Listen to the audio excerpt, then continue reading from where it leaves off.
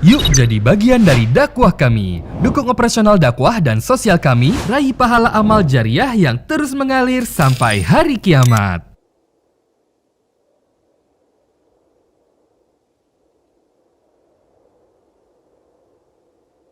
Assalamualaikum warahmatullahi wabarakatuh.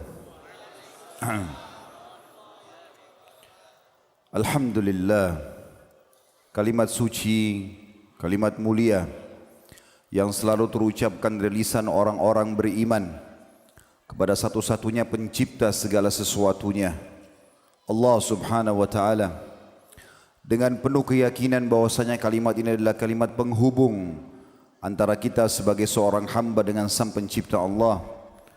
Dan Allah yang maha besar, maha perkasa, maha mulia, maha suci, telah menjanjikan dengan benar-benar janjinya, siapa yang memujinya maka pasti akan ditambah nikmat. La in syakartum la azidannakum wa la in kafartum inna adzabi lasyadid. Kalau kalian bersyukur pasti aku akan tambah, dan kalau kalian kufur maka siksaku amat pedih. Maka selalulah basahi bibir dan lidah kita dengan kalimat yang mulia ini, alhamdulillah. Selanjutnya kita panjatkan salam hormat kita kepada manusia terbaik, manusia yang telah dipilih oleh pencipta Allah untuk menutup risalah langit. Tidak ada lagi nabi dan rasul setelahnya. Manusia yang telah disempurnakan jalur nasabnya, fisiknya, ilmunya, sebaik-baik suri tauladan untuk semua manusia. Mengucapkan satu kali salam hormat kepada manusia terbaik ini akan dibalas oleh Allah dengan 10 rahmat. Dibalik 10 kali mengucapkan salam hormat kepada manusia terbaik ini, diberikan satu rahmat Allah saja sudah sangat cukup. Bagaimana bila Allah memberikan kepada kita dengan satu kali salam hormat diberikan 10 rahmat, dan rahmat Allah meliputi segala sesuatunya, rezeki, semua kebutuhan kita akan dipenuhi, dan juga dosa kita diampuni serta ditinggikan derajatnya. Maka setelah memuji Allah subhanahu wa ta'ala, jadilah orang yang selalu mengucapkan salawat dan taslim kepada Nabi besar Muhammad sallallahu alaihi wa ala alihi wa sahbihi wasallam. Teman-teman sekalian, tidak ada kata yang paling pantas kita ucapkan kecuali memuji Allah, alhamdulillah, dan juga berterima kasih pada manusia. Karena kata Nabi sallallahu alaihi wasallam, man lam yashkurun nas la yashkurullah. Siapa yang tidak berterima kasih pada manusia maka belum berterima kasih pada Allah. Maka saya pribadi mengucapkan jazakumullahu khairan kepada seluruh teman-teman laki-laki, baik dari tim KHB dari Jakarta dan juga semua teman-teman panitia yang ada di Kota Padang ini. Karena dengan upaya dan niat yang baik maka terlaksanalah program kita ini, dan jazakunna khairan untuk semua akhwat kita juga yang terlibat. Semoga ini menjadi tambahan timbangan amal kita semua pada hari kiamat, dan juga seluruh pengurus Masjid Raya Kota Padang dan seluruh teman-teman muslimin dan muslimat yang sudah menghadiri acara kita ini, serta juga yang mengikuti acara kita live di semua medsos yang ada. Maka kita semuanya mengikhlaskan niat kepada Allah subhanahu wa ta'ala.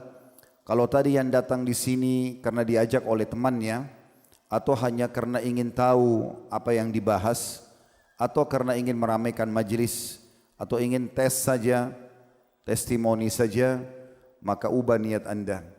Semua lakukan karena Allah. Tidak usah lihat siapa yang menyampaikan, tapi apa yang disampaikan. Kalau isi agama ini, qala Allah, qala Rasul, Allah berfirman, Rasulullah sallallahu alaihi wasallam bersabda, lalu dikuatkan dengan pernyataan-pernyataan disampaikan oleh kaum salafus salih dari kalangan sahabat, tabi'in, tabi'in, orang-orang yang telah mendahului kita yang sangat dekat waktu mereka dengan masa wahyu, maka terima. Teman-teman sekalian, karena melihat Ramadan sangat dekat sekali, kurang lebih 2 pekan lagi, insyaallah kita akan sampai di bulan Ramadan. Semoga Allah subhanahu wa ta'ala mudahkan kita untuk mencapai, dan juga dijadikan kita orang-orang yang ikhlas, orang yang penuh dengan program-program ibadah, dan terus mengikuti dengan taubat-taubat nasuha serta semoga Allah Subhanahu wa taala menjadikan Ramadan ini adalah perbaikan diri kita, juga penyebab kita masuk ke dalam surga, serta Allah mudahkan kita untuk mendapatkan Ramadan yang banyak ke depan. Allahumma amin. Seluruh salafus saleh mayoritasnya mereka kalau selesai Idul Fitri berdoa kepada Allah Subhanahu wa taala 6 bulan berturut-turut agar seluruh amal soleh yang mereka kerjakan di Ramadan diterima oleh Allah. 6 bulan mereka berdoa. 6 bulan yang tersisa menjelang Ramadan yang akan datang, mereka terus berdoa agar Allah capaikan mereka di Ramadan. Ini menandakan saudaraku seiman bahwasanya Ramadan punya kedudukan yang luar biasa. Kita tahu bahkan Al-Quran diturunkan di bulan Ramadan, dan juga perang pertama dalam Islam, perang Badar terjadi di bulan Ramadan. Dan di bulan inilah Allah Subhanahu wa taala wajibkan seluruh umat Islam yang sudah balik tidak terkecuali dimanapun mereka berada di muka bumi ini untuk mengerjakan ibadah-ibadah pendekatan diri kepada Allah Subhanahu wa taala, terutama puasa. Judul kita Ramadan Terakhirku.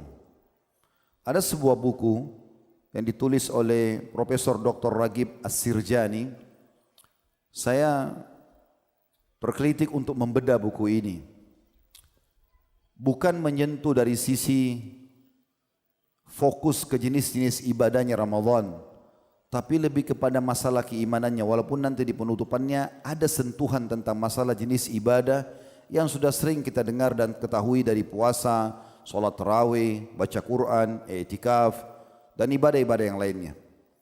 Tapi yang menarik dari buku yang ingin saya bacakan kepada teman-teman sekalian, beliau memulai lebih dari setengah lembaran bukunya, semuanya menyentuh keimanan kita, menyadarkan kepada kita bahwasanya umur kita sangat terbatas. Kita akan meninggal semuanya.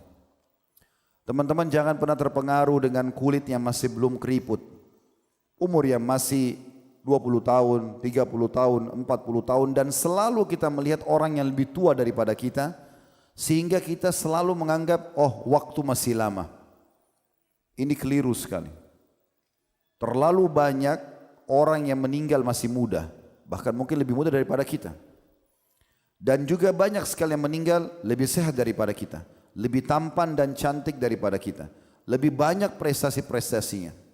Saya yakin kita semua sudah pernah melewati kuburan, bahkan sering. Seharusnya diambil sebagai pelajaran saudaraku seiman. Kalau kita melihat itu gundukan tanah saja sama batu nisan, maka itu pandangan kita yang masih hidup. Tapi harusnya kita lebih merenungi apa dan siapa yang ada di dalamnya. Islam sudah memberikan gambaran kepada kita bahwasanya di dalam kuburan itu ada manusia seperti kita, sama melalui proses melahirkan dari rahim seorang ibu, lahir dari rahim seorang ibu, kemudian anak-anak, kemudian remaja, punya angan-angan dan harapan seperti kita, punya prestasi-prestasi yang ingin dia kejar, mungkin sudah mencapai banyak prestasi yang sangat besar, bahkan banyak di antara mereka sudah menjadi raja-raja dunia, tapi akhirnya mereka juga masuk ke tanah tersebut. Dan kita semua sedang melangkah ke sana. Poin ini dulu yang akan kita singgung teman-teman sekalian, supaya nanti kita berharap Ramadan kita yang akan kita sambut ini punya makna. Bukan hanya dilalui kapan nih Idul Fitri, sehingga dari awal Ramadan dia gelisah ingin segera menghabiskan Ramadannya.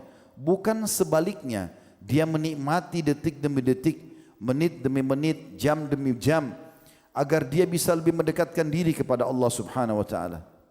Saudaraku seiman, andai saja Allah menyampaikan kita semua satu hari saja, seperti sekarang misalnya, saat kita sedang hadir di masjid ini, tentu ini semua dengan izin Allah Subhanahu wa taala.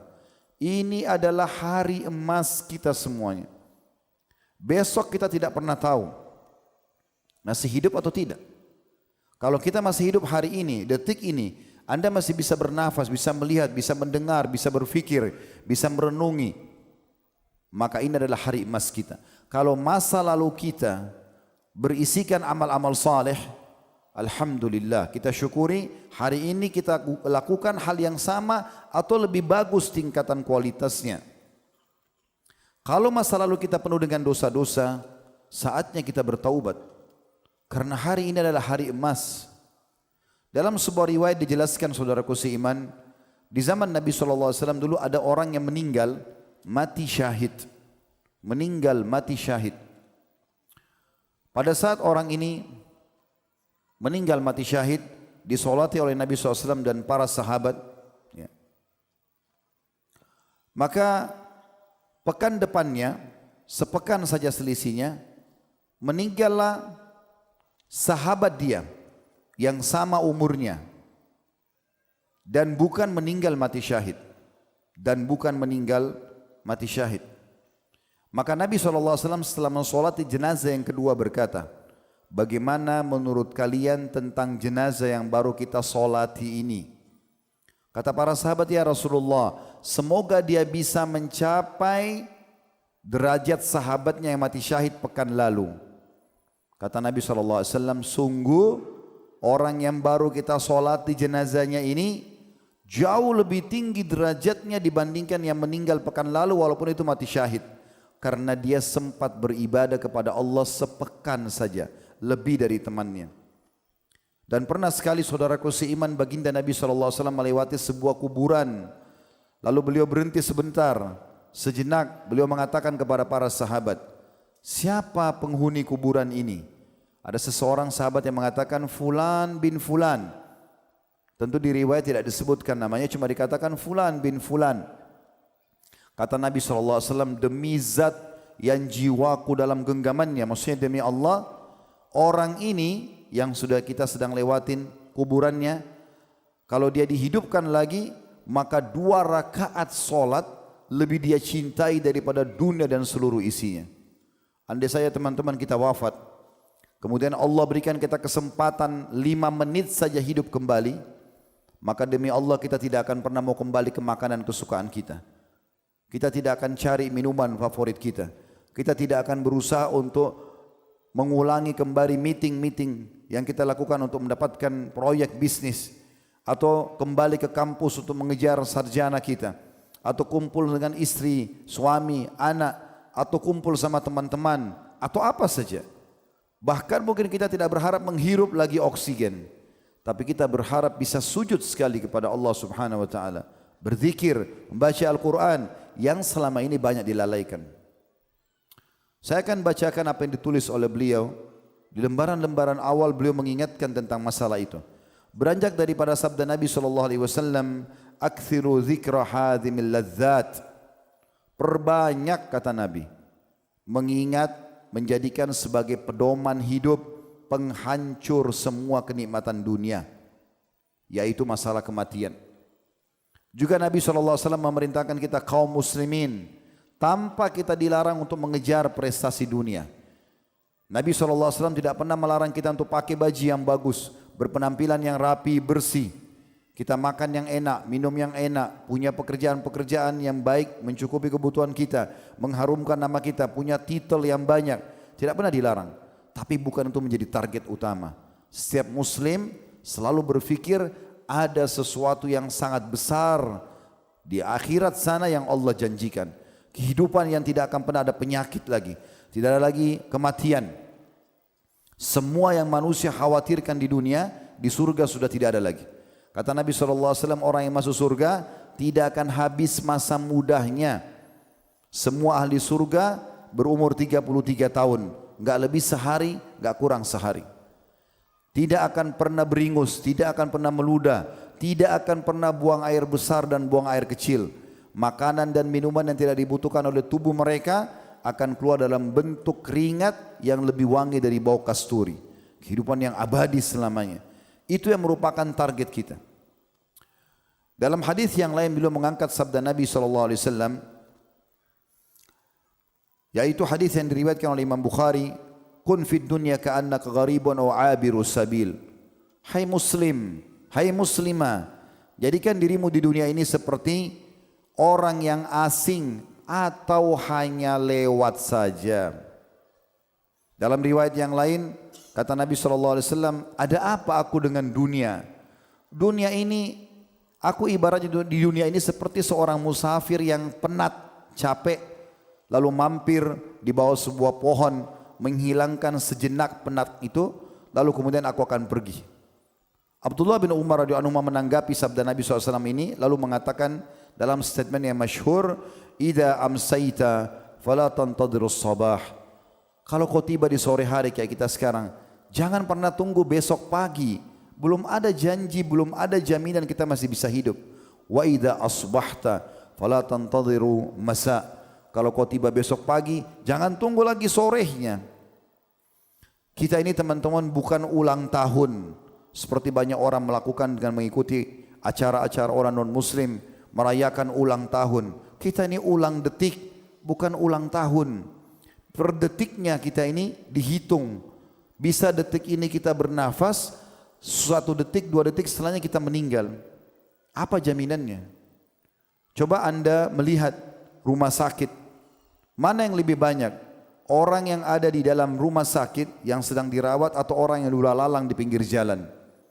Kita akan temukan lebih banyak orang yang lula lalang di pinggir jalan. Artinya lebih banyak orang yang meninggal tanpa sakit. Jadi kalau selalu mengkhayal nanti saya sakit, masuk ICU baru meninggal, itu keliru besar. Detik ini di ruangan ini kita bisa meninggal. Saya pun bisa meninggal. Mungkin di ujung masjid ini tiba-tiba ada malaikat Anda tidak lihat, saya yang saksikan, lalu dicabutlah roh saya. Apa yang orang akan katakan? Khalid Basalamah pernah ceramah, selesai. Habislah semua sejarah hidup saya dan saya akan mempertanggungjawabkan perbuatan dosa kalaupun ada, naudzubillah. Semoga Allah maafkan dan juga saya akan menikmati hasil amal saya. Anda akan dikenang berapa lama? Sehari, 2 hari, seminggu, 2 minggu, setahun, 10 tahun, habis itu selesai. Orang akan sibuk dengan alamnya sendiri. Ingat selalu sabda Nabi SAW, kalau anak Adam meninggal dunia, maka akan ikut ke kuburan 3. Keluarganya, secinta-cintanya istri sama suami, suami pada istri, orang tua pada anak, anak pada orang tua, sahabat dengan sahabatnya, tetap akan pulang. Tidak akan nunggu di kuburan. Anda akan sendiri di situ nanti. Mereka cuma antar sebentar. Setelah itu kata Nabi SAW, hartanya, mobil kita semewah apapun, parkir paling jauh di pagar kuburan, tidak akan masuk ke liang lahat. Semua titel, jabatan tidak ada yang dibawa. Lalu kata Nabi SAW, yang ketiga adalah amalnya. Dan amalnya ini akan tinggal. Salat, puasa, zikir, baca Quran, berdoa, semua ketaatan-ketaatan yang selama ini kita lalaikan, justru itu yang akan menemani kita pada hari kiamat. Atau maksud saya di alam barzah. Juga beliau mengangkat sabda Nabi SAW yang menganjurkan kita agar mengingat mati setiap 2 hari sekali. Bagaimana Nabi SAW bersabda dalam hadis Bukhari, "Ma haqqum ri'im muslimin lahu syai'un yusi fihi, yabitu lailataini illa wa wasiyatu maktubatun indahu." Artinya, tidak sepatutnya seorang muslim itu memiliki sesuatu yang dijadikan wasiat. Utang dia, takut kalau dia meninggal tidak sempat dibayar. Ada orang yang pernah dia sakiti belum sempat dia minta maaf. Dia ingin menasihati istrinya, ibunya, tantenya, pamannya, ayahnya, anaknya, saudaranya. Semua apapun yang dia ingin wasiatkan. Kata Nabi SAW, tidak sepatutnya seorang muslim yang memiliki sesuatu yang dijadikan wasiat melebihi 2 malam. Kecuali wasiat itu sudah tertulis di sisinya. Wasiatkan. Taruh di bawah bantal Anda. Tulis di handphone, memo handphone Anda. Kita tidak pernah tahu kapan kita meninggal. Sehingga jangan sampai kita kena hadis Nabi SAW. Bahwasanya ruh orang mukmin tergantung antara langit dan bumi selama utangnya masih belum dibayar. Demikian pula, saudaraku seiman, bagaimana Allah Subhanahu wa taala beliau mengangkat dari selanjutnya surah An-Nisa ayat 78 mengingatkan kepada kita, mati bisa setiap saat menjemput kita. Dan itu sangat misterius. Bunyinya a'udzubillahi minasyaitonirrajim, aina ma takunu yudrikumul maut walau kuntum fi burujim musyayyadah. Dimanapun kalian berada, sembunyi dimanapun, tetap mati akan menjemput kalian walaupun kalian berada di satu bangunan yang sangat kokoh. Tidak bisa kita lari darinya. Pasti dia akan datang. Dan ada hadis Nabi SAW yang sahih juga luar biasa. Kata Nabi SAW, kalau Allah ingin merenggut nyawa seorang hamba di satu tempat, Allah buat dia punya hajat di situ. Allah buat dia punya hajat. maka dia ingin bisnis ke sana, ingin ketemu orang, dia pun pergi ke sana, lalu direngutlah nyawanya di sana. Abu Darda radhiyallahu anhu berkata, ada sosok yang selalu membuatku heran dan tertawa, yaitu orang yang sibuk mengejar dunia, sementara kematian selalu siap menghampirinya. Ia lalai, namun sungguh kematian tidak pernah lalai terhadapnya. Ia tertawa sambil mengisi perutnya melalui mulutnya, tetapi ia tidak tahu apakah itu perbuatan yang diridhai oleh Allah atau justru membuat Allah murka. Abu Darda melihat semua ini dengan mata hatinya, dan ini diriwayatkan oleh Imam Bukhari. Bagaimana beliau coba menyadarkan diri beliau dan juga orang-orang yang tersampaikan padanya pesan ini. Banyak orang begitu, terus sibuk dari program ke program tanpa dia sadari atau dia mau sadari kematian bisa datang setiap saat pada dia. Demikian pula diangkat Abu Hurairah radhiyallahu anhu. Beliau pernah melihat jenazah, lalu beliau mengatakan sambil menangis, lanjutkan perjalanan kalian, sungguh kami pasti akan menyusul. Bagaimana para sahabat teman-teman sekalian tidak mau sampai luput amal soleh mereka. Abi Dzar Al-Ghifari radhiyallahu anhu, beliau pada saat ikut perang Tabuk, kudanya sempat tidak mau jalan. Maka beliau tidak berhenti melanjutkan perang dan jihad bersama Nabi SAW. Beliau melepaskan kudanya, lalu beliau jalan dengan ribuan atau ratusan mil menuju ke perang Tabuk, jalan kaki dan juga pulang dengan jalan kaki, karena tidak mau kehilangan peluang amal saleh. Hasan Basri berkata rahimahullah, kematian itu bila difikirkan, disadari, akan menyingkap kejelekan dunia ini. Tidak sedikit pun dunia menyisakan kebahagiaan bagi orang yang berakal.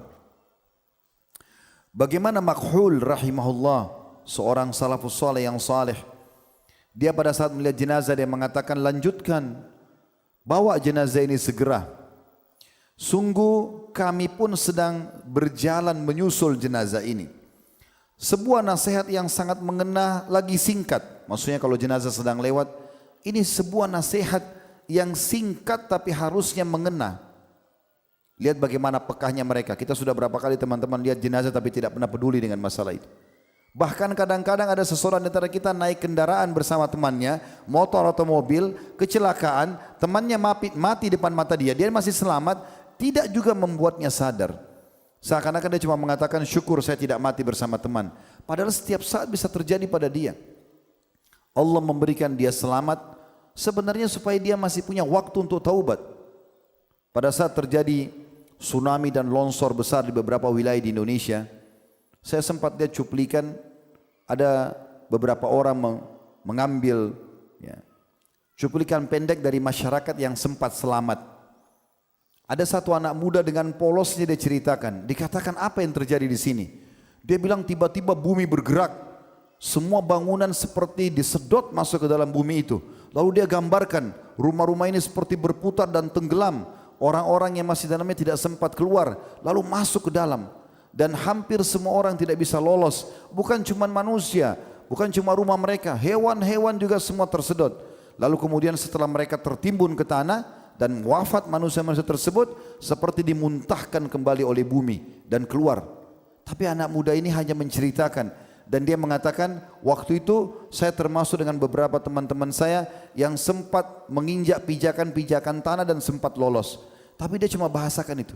Dia tidak coba ambil pelajaran bagaimana kalau tiba-tiba dia lagi ngomong ini lalu berputar tanah itu, menyedot juga dia. Saudaraku seiman, Makhul mengatakan, saya ulangi lagi, lanjutkan jenazah ini. Sungguh kami pun sedang berjalan menyusul. Sebuah nasihat yang sangat mengena kalau lihat jenazah ini. Lagi singkat.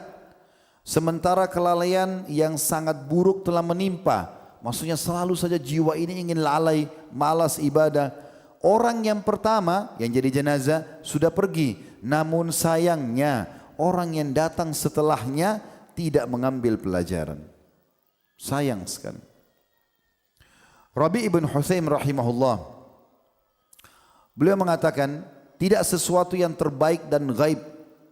Tidak ada sesuatu yang paling baik dan dia dalam kondisi gaib, tidak nampak. Yang sedang dinanti-nanti oleh seorang yang beriman lebih baik daripada kematian. Lalu kemudian dia pun menggali liang lahat di belakang rumahnya dan hampir setiap malam dia tidur di situ sejenak agar dia tidak pernah lalai dari amal saleh. Lalu dia mengatakan, apabila hatiku tidak mengingat kematian sesaat saja, maka aku yakin rusaklah hatiku ini. Muhammad bin Wasi' rahimahullah, beliau mengatakan waktu ditanya bagaimana kabar anda pagi ini, maka dia mengatakan, bagaimana menurutmu kabar seseorang yang berjalan langkah demi langkah setiap hari menuju ke akhirat. Begitulah mereka teman-teman sekalian, para kaum salafus saleh. Terus mereka jadikan kematian sebagai setir kehidupannya.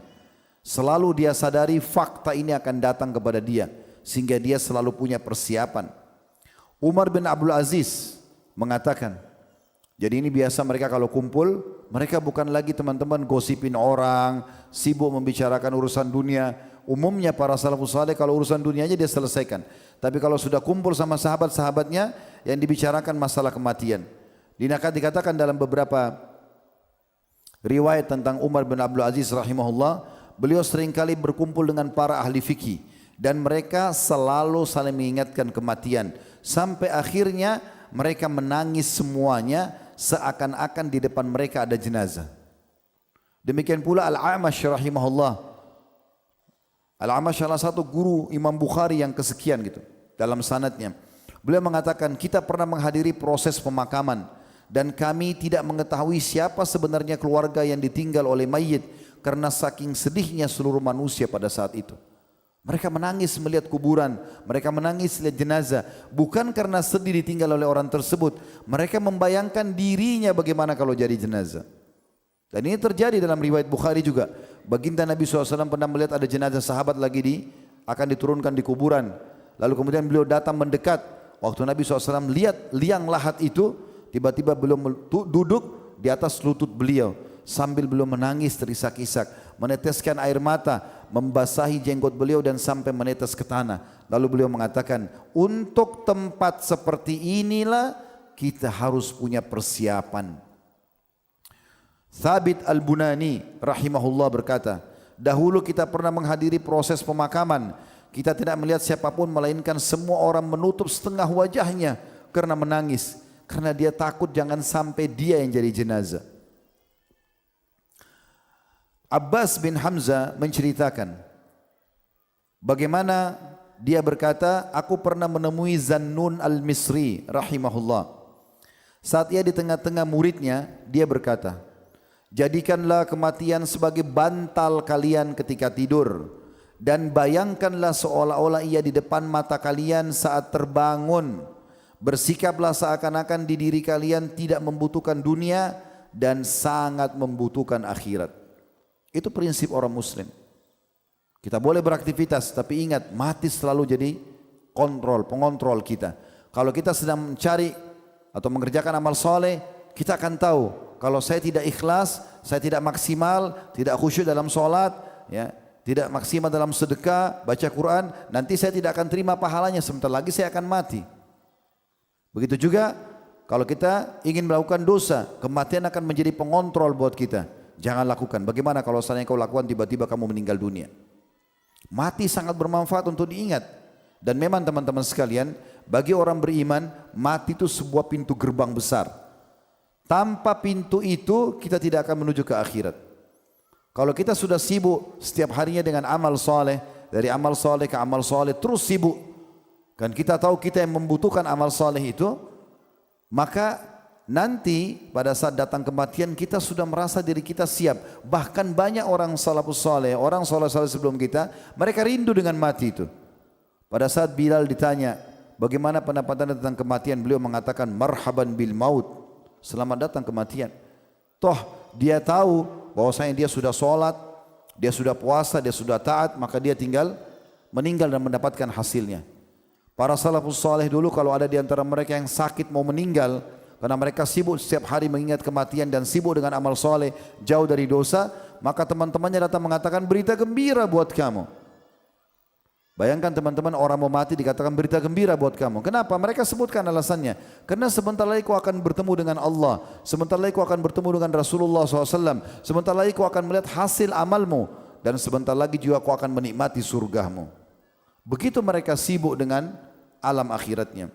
Aun bin Abdullah rahimahullah mengatakan, betapa banyak orang yang menjalani hari ini tidak sampai akhir. Dia pikir dia akan 60 tahun, 70 tahun, padahal sebenarnya tidak sampai. Dan orang yang menunggu esok namun tak sampai. Sekiranya kalian mampu melihat ajal dan bagaimana ia berjalan menuju kalian, niscaya kalian akan benar-benar membenci angan-angan dan juga jauh dari tipu daya. Bagaimana teman-teman sekalian, para salafus saleh juga mengingatkan kepada kita banyak sekali statement-statement agar ingat kematian. Seperti sahabat misalnya, dan mereka langsung action pada saat lihat ingat kematian itu. Amr bin As radhiyallahu anhu disebutkan dalam sebuah riwayat atau athar tentang beliau pernah lewat kuburan lalu tiba-tiba teringat mati. Tanpa tunggu, langsung beliau cari tempat yang jauh sedikit dari kuburan tersebut lalu sholat, cari kiblat lalu sholat. Entah beliau sholat apa, mungkin sholat sunnah, ya, intinya beliau sholat. Selepas salam beberapa temannya datang menanyakan, Anda belum pernah kerjakan seperti ini. Dia bilang tadi tiba-tiba saya kebayang waktu saya lihat kuburan tersebut, bagaimana mereka yang dalam kuburan itu sudah tidak bisa lagi sholat, maka saya pun mengerjakannya. Sudah azan? Baik, kita tutup dulu sampai sini teman-teman sekalian. Kita break untuk sholat isya bagi teman-teman yang mukim. Insya Allah selepas sholat sunnah nanti ba'diyah kita akan lanjutkan lagi. Subhanakallahumma bihamdika asyhadu an la ilaha illa anta astaghfiruka wa atubu ilaik. Wassalamualaikum warahmatullahi wabarakatuh. Bismillah. Assalamualaikum warahmatullahi wabarakatuh. Alhamdulillah wassalatu wassalamu ala Rasulillah. Baik teman-teman sekalian, kita lanjutkan. Mengingat mati tadi yang sudah banyak kita sampaikan dalil-dalilnya, dan juga bagaimana sikap para salafus salih dalam menjadikan kematian sebagai sebuah setir kehidupan. Memang itu bagian daripada syariat Allah Subhanahu wa taala. Allah mengingatkan kita dalam salah satu firman-Nya agar jangan sampai kita menyesal nanti kalau meninggal kemudian belum sempat memperbanyak amal saleh, masih banyak dosa-dosa belum sempat bertaubat, akan menyesal. Allah menyebutkan dalam Al-Quran, dalam surah Al-Mu'minun, ayat 99 sampai ayat 100. Ini umumnya Allah buka kepada kita pernyataan dan perkataan orang-orang yang sedikit sekali amalnya atau banyak dosanya. Terlebih lagi kalau sudah sampai orang kafir. A'udzu billahi minasyaitonir rajim. Al-Mu'minun ayat 99 sampai 100.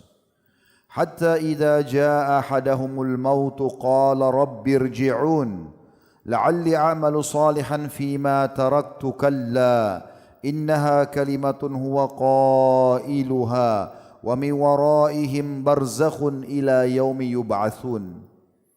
Artinya, demikianlah keadaan orang-orang kafir itu hingga apabila datang kematian kepada mereka, maka dia akan berkata, ya Tuhanku, kembalikanlah aku ke dunia agar aku berbuat amal saleh terhadap apa yang telah aku tinggalkan. Sekali-kali tidak akan pernah. Sesungguhnya itu hanya perkataan yang diungkapkan saja.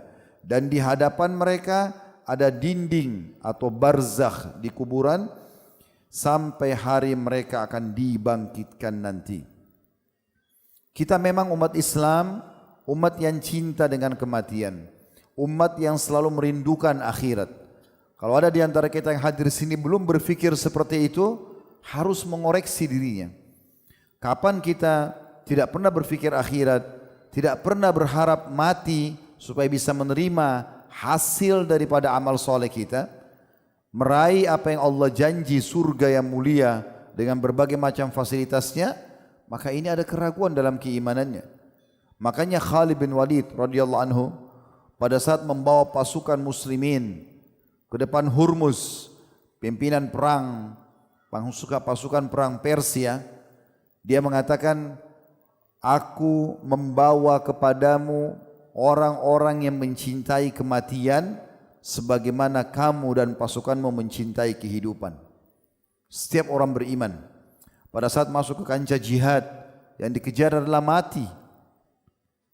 Dan mereka sedih kalau pulang tidak meninggal. Kalau mereka pulang bawa kemenangan itu nomor 2, tapi nomor 1-nya bagaimana mereka mati. Ini memang tujuan syariat teman-teman sekalian. Orang yang menjadikan mati sebagai pegangan hidupnya, dia akan terus terawasi. Sekarang kita masuk dalam sambutan Ramadan. Judul ceramah kita, Ramadan terakhirku. Mungkin benar. Siapa tahu memang ini Ramadan terakhir kita. Bukan berdoa kepada Allah. Tapi kalau Ramadan ini Anda bisa dapatkan, Ramadan depan mungkin Ramadan terakhir. Kalau masih dapat, Ramadan setelahnya Ramadan terakhir, dan pasti akan ada ujungnya. Semua aktivitas kita dalam keseharian, saudaraku seiman, seperti tadi pagi Anda bangun, kemudian mulai beraktivitas umumnya. Kalau dia rajin sholat, dia sholat subuh misalnya, kemudian dia sarapan, mulai dia aktivitas yang bekerja, yang masak, yang segala macam. Kemudian sampai siang, kemudian sore, malam seperti ini, lalu sebentar kita tidur. Ini akan ada akhirnya. Enggak selamanya begini. Jangan terus lalai ini. Saya datang dari Jakarta, teman-teman di sini duduk di masjid di depan Anda ini bukan untuk meramaikan majelis. Kita tes-tes saja nih, kita seremoni saja, tidak. Saya sudah bilang tadi di awal materi kita, jangan lihat yang berbicara, tapi apa yang disampaikan. Allah yang menggerakkan kaki-kaki Anda semua hadir malam ini di sini. Allah juga yang menggerakkan saya untuk datang dari Jakarta. Saya tidak pernah berpikir untuk mengatur jadwal ini jauh sebelumnya. Ini tiba-tiba saja. Tadinya kami ada pelatihan untuk teman-teman mahasiswa di kampus Universitas Putra Bangsa, ya, atau Putra Indonesia, maaf, hanya untuk mahasiswa. Tapi saya tiba-tiba bilang sama panitia, kalau saya selesai hari Kamis tadi malam, lalu saya pulang ke Jakarta hari ini, saya berangkat, mungkin saya tidak sholat Jumat nanti. Musafir boleh sholat duhur asar. Udah sekalian aja, coba diminta jadwal, mungkin pemerintah kita izinkan, mungkin masjid raya bisa, ayo kita khutbah Jumat, sekaligus kita coba pengajian. Tiba-tiba saja, seperti Allah sudah mengatur semua teman-teman sekalian. Beruntung sekali saya dan Anda ini, saya terutama, kalau mengambil pelajaran apa yang kita sampaikan. Jangan selalu dibisikin syaitan lagi dengar ceramah, oh mati, saya udah tahu. Bukan itu. Sadarkan diri kita, kalau kita masih belum tersentuh, berdoa kepada Allah SWT di tempat yang mulia ini, di masjid ini berdoa, ya Allah, kenapa hati hamba belum tersentuh? Kalau sudah tersentuh, ya Allah, buat hamba jadikan kematian ini benar-benar sebagai ajang untuk hamba rajin beribadah kepadamu, bertobat dari dosa-dosamu. Itu harus dilakukan. Penting sekali teman-teman sekalian untuk difahami masalah ini. Kemudian penulis di sini, saya sudah sebutkan yang namanya Profesor Dr. Ragib As-Sirjani dalam buku beliau Ramadan terakhir, boleh mulai masuk. Coba bayangkan kalau Ramadan ini adalah Ramadan terakhir kita. Dimulai dari sholat 5 waktu. Coba introspeksi diri. Selama ini masjid banyak sekali di negara kita ini. Apalagi di kota-kota kayak begini yang mayoritas muslim, Masya Allah. Masjid di mana-mana. Azan didengar di mana-mana. Allah sudah pernah mengizinkan saya menginjakkan kaki di beberapa negara, teman-teman. Di Australia misalnya waktu orang-orang kita undang, tidak terdengar suara mikrofon, tidak ada suara azan. Jadi orang selalu lihat waktu, baru kemudian mereka ke masjid. Suaranya cuma di dalam masjid. Dekat-dekat sini saja, di Singapura misalnya, tidak bisa Anda dengarkan azan. Syukur kita ada di Indonesia, negara yang tercinta ini, yang kadang-kadang ada di antara masyarakat yang selalu cari kesalahan negara kita saja, kesalahan pemimpin kita saja, kekurangannya yang dilihat. Akhi dan ukhti, kita masih Masya Allah mayoritas muslim, masjid bisa sholat, kita masih bisa puasa, kita masih bisa ibadah. Yang kurangnya doakan agar Allah sempurnakan, yang salahnya doakan supaya Allah ingatkan mereka, supaya kita dapat pahala. Jangan selalu ribut cari kesalahan dan kekurangan saja, akhirnya kita juga melupakan kesalahan kita. Mulai dari sholat. Kalau Anda mau perbaikin apapun sifatnya dalam kehidupan kita, mulai dari sholat. Satu-satunya ibadah yang Nabi Muhammad SAW terima di langit, yang lain semua di bumi. Harus melakukan perjalanan Isra, perjalanan dari Makkah ke Masjid Aqsa. Zaman itu orang tunggangi kuda tercepat dengan laki-laki terkuat 1 bulan pergi 1 bulan pulang. Tapi dengan hikmah Allah, Allah berikan borak kuda bersayap bisa terbang semalam pulang pergi. Mi'raj ke langit yang luar biasa jauhnya. Allah menyebutkan tentang perjalanan itu 50.000 tahun itu. Jauh sekali. Langit 7 lapis langit lagi. Menembus semuanya lalu menerima perintah solat. Kembali dan kita diperintahkan. Dan solat ini teman-teman sekalian ringan sekali. Ini absensi. Melapor kepada Allah. Subuh, duhur, asar, maghrib, isya. Selalu muadzin kumandankan. Mau orang Melayu, mau orang Arab, mau orang Eropa bule, mau orang hitam di Afrika. Sama. Hayya ala salah. Ayo solat. Bukan muadzin yang panggil kita. Allah yang panggil itu. Hayya alal falah. Kalau kamu solat kau akan beruntung dan menang. 1 hari 5 kali dipanggil. Dan banyak keutamaannya.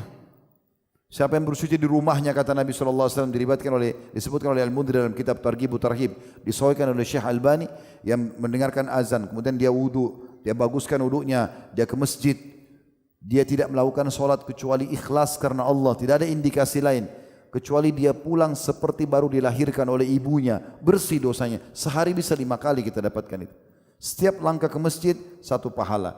1 langkah yang lain pengampunan dosa. Juga diangkat 1 derajat. Kalau dari rumah kita ke musholla atau masjid dekat rumah 50 langkah. 1 solat subuh misalnya. Itu kita pergi 50 langkah. Pulang 50 langkah berarti 100 langkah. Karena pulang pergi dihitung sama pahalanya. Kali 5. 50 langkah, 100 langkah 1 solat kali 5, 500 langkah, 500 pahala dari langkah kaki saja, 500 dosa dimaafkan, 500 derajat ditinggikan. Kenapa enggak mau solat ini?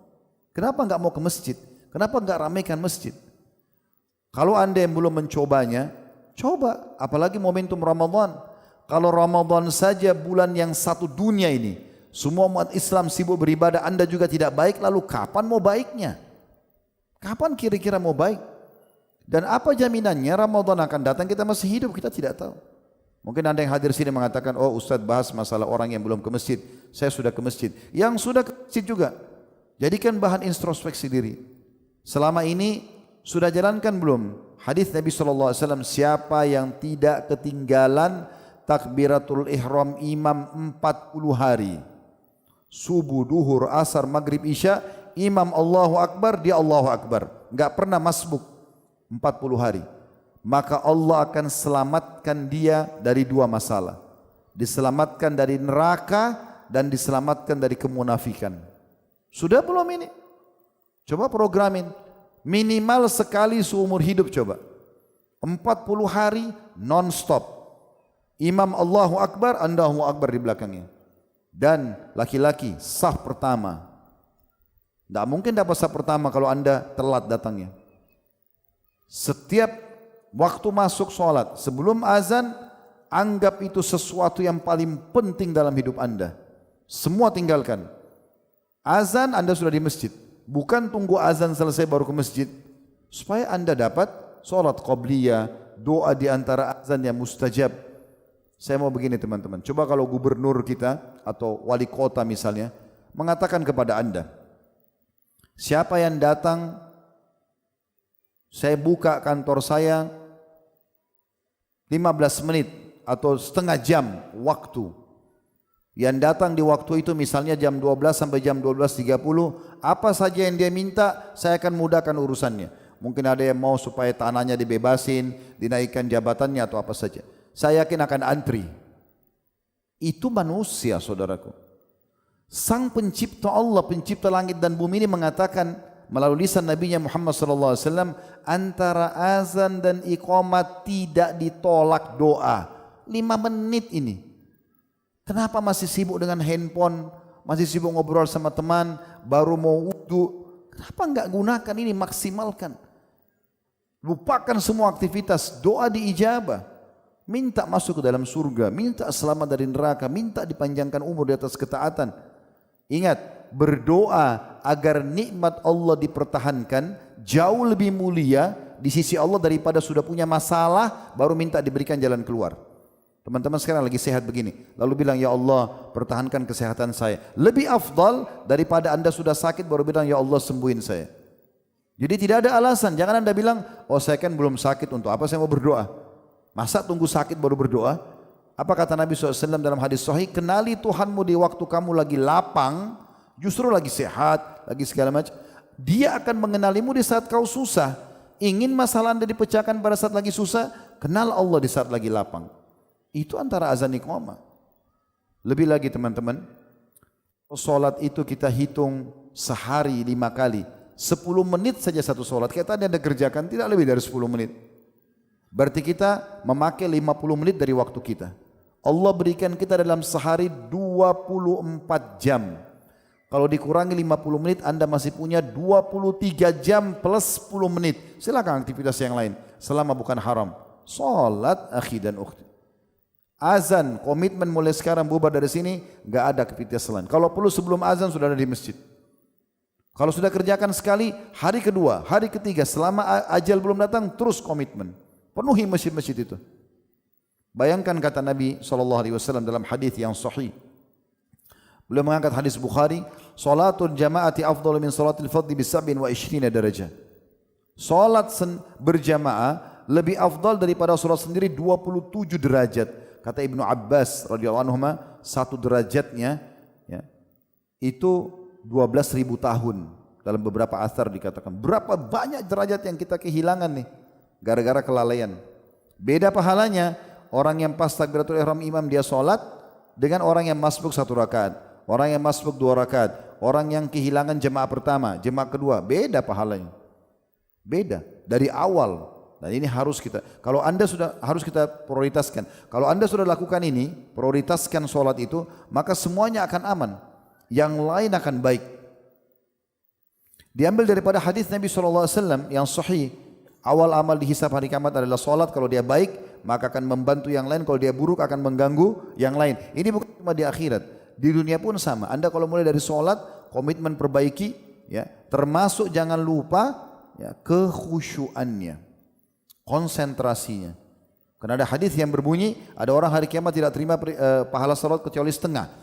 Ya, ada yang terima cuma 1/3, ada yang 1/4, ada yang 1/10, ada yang tidak terima kecuali cuma pakaian seperti pakaian diremuk lalu dilempar ke wajahnya. Kalau sudah ke masjid, tingkatkan kualitasnya. Bagaimana kekhusyuannya? Kalau anda coba konsentrasi belum bisa, mohon kepada Allah. Berarti ada penghambat nih. Umumnya orang tidak khusyuk karena dosa. Umumnya karena dosa. Kalau anda sudah jaga, sudah benar gerakannya, sudah benar bacaannya, ternyata enggak bisa khusyuk, itu berarti ada dosa yang menghambat. Saya punya pengalaman teman-teman. Tapi ini waktu saya masih kuliah di Madinah dulu. Subhanallah, di malam hari besok mau ujian, ada satu materi namanya balaghah dalam bahasa Arab. Butuh hafalan, butuh konsentrasi. Saya duduk dari habis duhur, keluar dari kelas habis ujian, tingkat 2 kuliah waktu itu. Saya coba baca, kok enggak bisa faham ini.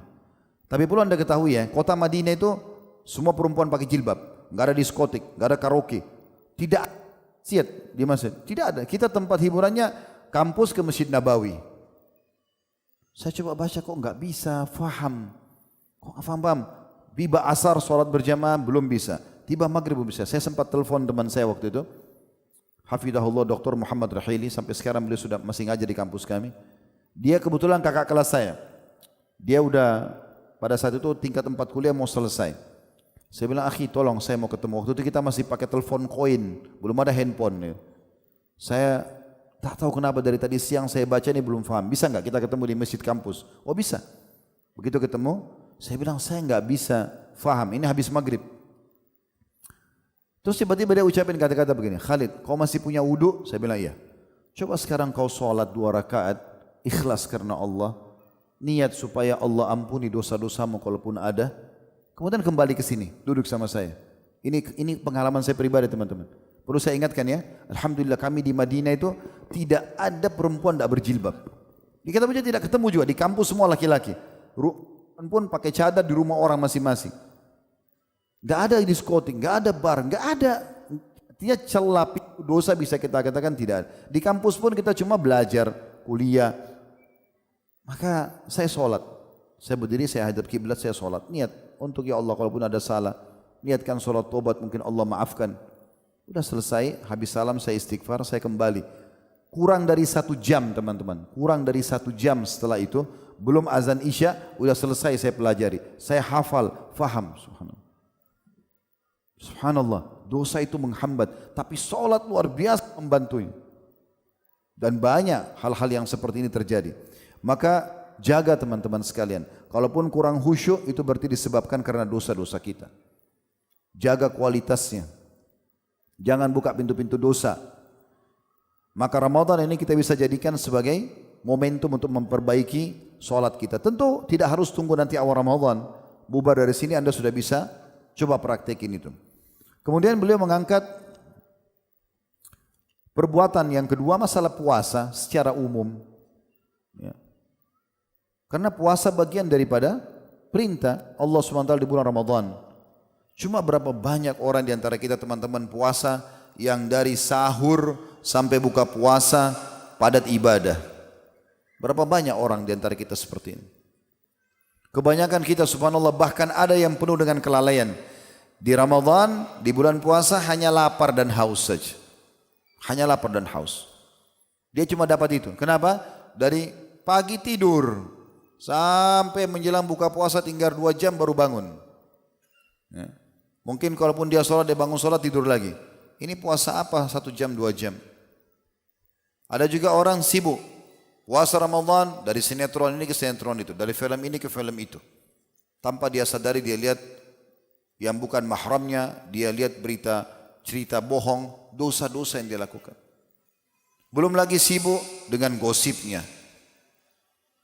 Fitnahnya dan segala macam. Tetap transaksi jual beli yang haram. Bagaimana bisa ini? Ramadan tidak membentuk dia. Makanya kata Nabi SAW dalam hadis yang sering anda dengar, hadis Bukhari, man sama Ramadana imanan wahtisaba ghufira lahu ma taqaddama min dzambi. Siapa yang berpuasa Ramadan 2 syarat. Karena keimanan, yakin perintah Allah, dan yang kedua ini ihtisab, kejar pahalanya, kejar padat dari ibadah ke ibadah gitu. Jauhi semua dosa, ihtisab. Baru diampuni dosa-dosanya yang telah lalu. Harus sentuh bobot itunya. Fahami ini teman-teman sekalian. Dan harus kita ketahui, puasa yang akan kita kerjakan insya Allah adalah amal yang paling besar pahalanya. Tidak ada yang mengalahkan pahala puasa. Sebagaimana hadis yang sahih. Hadis itu diriwayatkan Bukhari.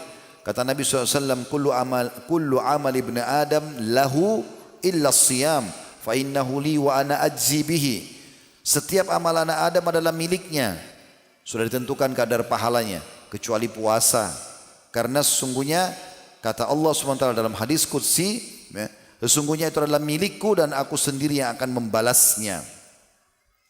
Puasa nanti teman-teman akan menjadi tameng dari api neraka. Sebagaimana dijelaskan dalam hadis Bukhari juga. Kata Nabi SAW, as-siyamu junnatun. Puasa itu adalah perisai. Fala yarfuth wala yajhal. Kalau seandainya orang berpuasa, jangan pernah mengucapkan rafath, kata-kata yang mengundang syahwat. Dan jangan juga berbuat hal-hal yang konyol, sia-sia. Wa inimru'un qatalahu aw syatamahu. Kalau dia lagi puasa, ada seseorang yang ajak dia bertengkar, mencela dia, falyaqul, katakan, inni shaimun. Saya akan puasa, saya sedang puasa, saya sedang ikuti program puasa. Tidak boleh bertengkar, tidak boleh lagi berkata-kata kasar, tidak boleh lagi berkata-kata syahwat. Semua teman-teman cinta, rindu, kangen, ini hanya untuk pasangan halal, suami istri. Selain itu lupakan. Di luar Ramadan tidak boleh, apalagi di Ramadan. Ada pernah di majelis kami kirim kertas, Ustaz, apa hukumnya berzina di Ramadan? Bagaimana caranya? Tanya apa hukumnya berzina di Ramadan? Di luar Ramadan aja haram, apalagi di Ramadan, ya batal puasanya. Suami istri aja yang halal siang hari Ramadan yang biologis berdosa, dosa besar itu. sengaja batalin puasa karena biologis tanpa udzur, dosa besar. Plus ada kafarah, denda lagi. Ada dendanya. Ya. Ini berat, tidak boleh sembarangan. Ya. Maka harus hati-hati. Kemudian kata Nabi SAW selanjutnya, "Walladzi nafsi biyadih." Demi zat yang jiwaku dalam genggaman Allah. La khalufu famis saimi atyabu indallahi ta'ala min rihil misk. Ketahuilah bahwa mulutnya orang puasa, karena dia tidak minum, tidak makan dari subuh sampai maghrib, ada baunya. Tapi di sisi Allah lebih wangi daripada bau kasturi. Yatruku ta'amahu wa syarabahu wa syahwatahu min ajli. Kata Allah SWT, dia meninggalkan makanannya, minumannya, syahwatnya karena aku. Jadi bukan karena enggak enak sama teman, enggak enak sama orang tua, enggak enak sama lingkungan, enggak enak sama atasan. Karena Allah, as-siyamu li, kata Allah, puasa itu milikku secara khusus. Wa ana ajzi bihi, dan aku akan balas langsung. Wal hasanatu bi asyri amthaliha, dan pahala akan dibalas 10 kali lipat.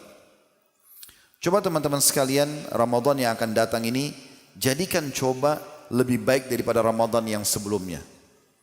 Kalau kemarin Ramadan Anda cuma dengarkan majelis ilmu sekali misalnya, coba sekarang lebih banyak waktunya. Mungkin Ramadan yang kemarin Anda cuma mengkhatam Al-Quran 1 kali, mungkin sekarang ditingkatkan kualitasnya. Harusnya begitu. Selalu kita tingkatkan lebih baik dari yang lainnya. Kemudian teman-teman sekalian, ada ancaman kalau sampai orang tetap berlakukan maksiat, diantaranya bohong misalnya, batal puasanya itu. Kata Nabi SAW di dalam hadis yang sahih, man lam yada' qawla zuri wal amala bihi falaysa lillahi hajatun fi an yada'a ta'amahu wa syarabahu. Barang siapa yang tidak meninggalkan perkataan dan perbuatan dusta, lisannya bohong, sikapnya juga, ya, praktek lapangannya tetap ada manipulasi datanya, mengambil yang bukan haknya. Bulan Ramadan disuruh oleh kantornya belanja di satu vendor, terus dapat bonus, diambil bonus itu. Akhi dan ukhti, itu bukan punya Anda, itu punya kantor. Anda sedang membawa uang kantor. Kalau Anda belanja pakai uang sendiri, diskonnya, hadiahnya, topika, baju kaos, pulpen punya Anda. Tapi kalau kerja di kantor, punya kantor. Kenapa harus ambil yang bukan hak Anda? Haram, nggak boleh. Di luar Ramadan haram, Ramadan lebih-lebih lagi. Harusnya kita jadikan bahan muhasabah ini. Nggak boleh. Hari kiamat nanti teman-teman, 1 pulpen saja sudah cukup untuk mengambil pahala solat kita, pahala puasa kita. Hati-hati sekali. Pernah Abdullah bin Mubarak rahimahullah, beliau digibah oleh orang, digunjing oleh orang. Beliau baru beli kurma, ada tangkainya, kurma yang segar sekali. Beliau baru mau cicipi kurma itu, muridnya datang mengatakan, "Wahai imam," kalau imam itu kita kiai, ustaz, "ada si fulan menggunjing Anda." Beliau senyum, lalu beliau bungkus kembali kurma itu, lalu beliau mengatakan pada muridnya, "Bawa ini ke orang itu dan sampaikan salam saya, bilang terima kasih karena dia sudah berbagi pahala sama saya, dan ini kurma sebagai balasannya." Bahaya sekali. Hari kiamat orang akan tuntut kita. Pergi ke akhirat teman-teman, bawa 2 hal. Bawa amal saleh dan teman yang saleh. Sibuk dari amal saleh ke amal saleh. Jangan bawa 2 hal. Jangan bawa dosa dan musuh. Tiap hari sibuk musuh yang disiapkan. Ini bahaya sekali. Hati-hati teman-teman. Selanjutnya, juga yang perlu digarisbawahi, ada nasihat dari Hasan Basri rahimahullah tentang masalah puasa ini. Kita sentuh dari sisi keimanannya ya. Saya tidak banyak bahas dalil tentang puasanya. Itu juga dalam buku di sini tentang sholatnya. Mungkin banyak dalilnya, kita tidak sebut semua, tapi kita ingin sentuh sisi, oh iya ternyata saya harus perbaikin. Nah itu masalah kejiwaan dan keimanan kita. Hasan Basri pernah melewati orang-orang yang tertawa terbahak-bahak lagi bulan puasa. Lalu beliau heran dan beliau mengatakan, sesungguhnya Allah telah menjadikan bulan Ramadan sebagai medan kompetisi bagi makhluknya. Mereka berlomba-lomba melakukan ketaatan kepadanya. Hingga ada satu kaum yang mendahului dan menang, dan ada kaum yang lainnya tertinggal dan kalah. Namun orang-orang yang tertawa seperti ini maka orang yang paling binasa. Ada orang yang sibuk dari puasa, mengaji, baca Quran, bagus amalnya, tapi ada penyaingnya, ada teman-teman yang lain bersaing sama dia. Maka nanti ada orang yang lebih tinggi daripada yang lainnya. Dua-duanya beruntung ini, tapi yang paling giat adalah yang paling berusaha. Tapi orang yang sia-siakan waktu, sama sekali tidak diisi dengan perbaikan-perbaikan dengan puasa, sayang sekali. Sama satu hal saya ingin tambahkan di sini teman-teman. Puasa ini yang setahun sekali kita lakukan, ini terapi kesehatan.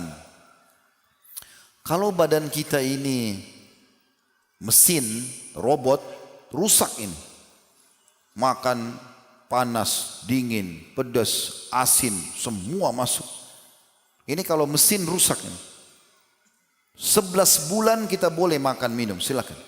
Mau pagi, mau siang, mau sore, mau malam, Allah nggak pernah larang. Yang penting halal dimakan. Maka butuh servis. Ramadan ini servisnya ini. Puasa itu servisnya.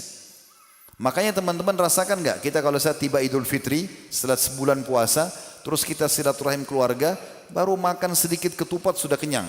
Pernah rasa nggak? Pernah? Cuma 3-4 orang Padang yang jawab saya ini. Hah? Ini masih hidup nggak ini?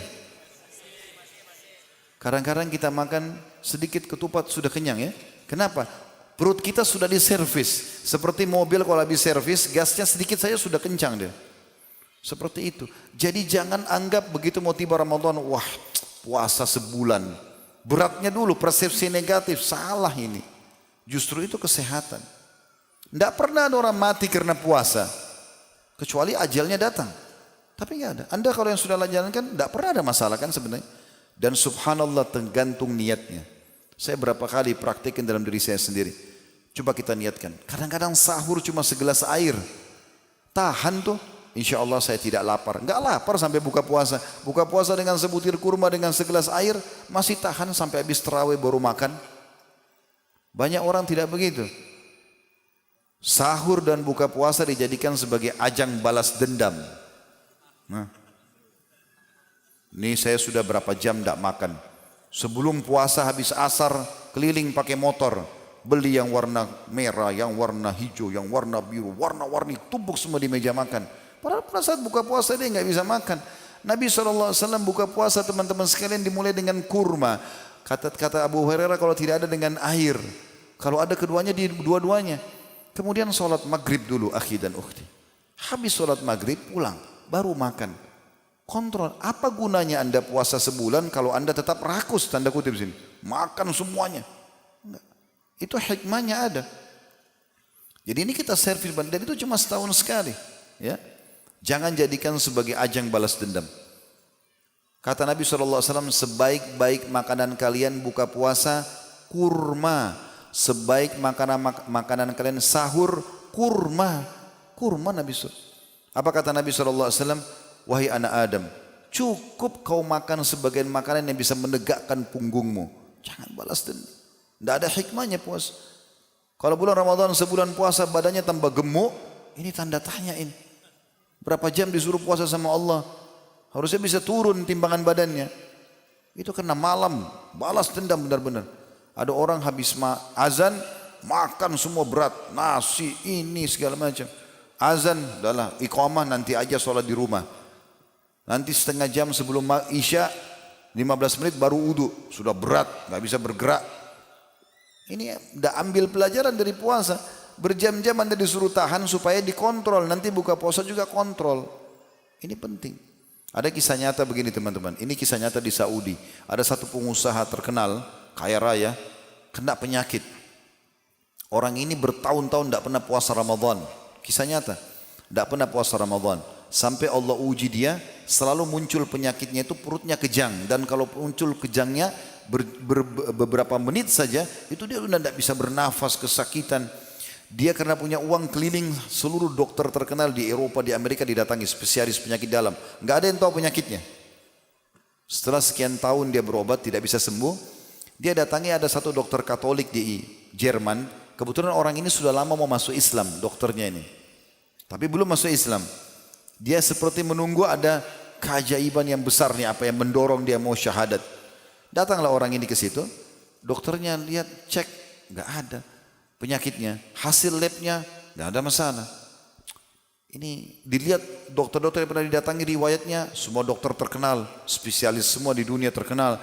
Obat-obat vitamin dikasih, bagus semuanya. Tapi kalau lagi kejang, teriak-teriak kesakitan, tidak pernah ada obatnya. Tiba-tiba dokternya bilang begini, saya tanya, Anda agama apa? Dia bilang saya Muslim, kata yang sakit ini. Dia orang Saudi. Kata dokternya, saya tahu, waktu itu kebetulan bulan Sya'ban kayak kita sekarang menjelang Ramadan. Saya tahu di agama Anda ini kan ada puasa ya. Setahun sekali puasa Ramadan. Kata, karena orang Katolik ini sudah belajar tentang Islam, tapi belum masuk Islam. Dia bilang iya ada. Kata dokternya, ini dokter Katolik yang nasihatin dia. Allah gerakkan untuk bicara. Coba Anda tinggalkan semua obat-obat ini. Nanti pulang, coba ikuti terapi puasa itu. Orang ini cerita bagaimana dia taubat. Dia bilang begitu saya pulang, saya niat karena sudah mentok semua dokter nggak ada yang bisa obatin saya. Saya niat mungkin ini kesalahan saya tobat ya Allah, mulai sekarang saya mau puasa. Belum tiba Ramadan, sudah nggak kambuh penyakitnya. Begitu tiba Ramadan, sebulan penuh nggak pernah kambuh. Setelah Idul Fitri, dia kembali ke dokternya, dia ucapkan terima kasih.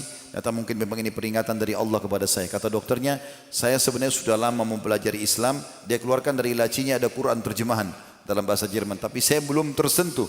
Sekarang saya buktikan, lalu dia syahadat gara-gara itu. Kita tidak tahu ada hikmah ilahi apa di puasa itu. Jangan selalu mulai dengan persepsi negatif. Oh kalau saya puasa, saya loyo. Niatnya loyo. Ya loyo benar. Innamal a'malu binniyat. Semua dengan niat. Itu kan sugestinya. Kalau sugestinya baik, maka tidak ada masalah. Tahan tidak lapar. Kalau makan sahur, banyak makan. Mungkin sebentar jam 11 saya lapar. Lapar benar. Nanti jam 12 haus. Haus benar. Tapi kalau tidak niat begitu, tidak insya Allah. Yang ketiga, masalah sholat tarawih.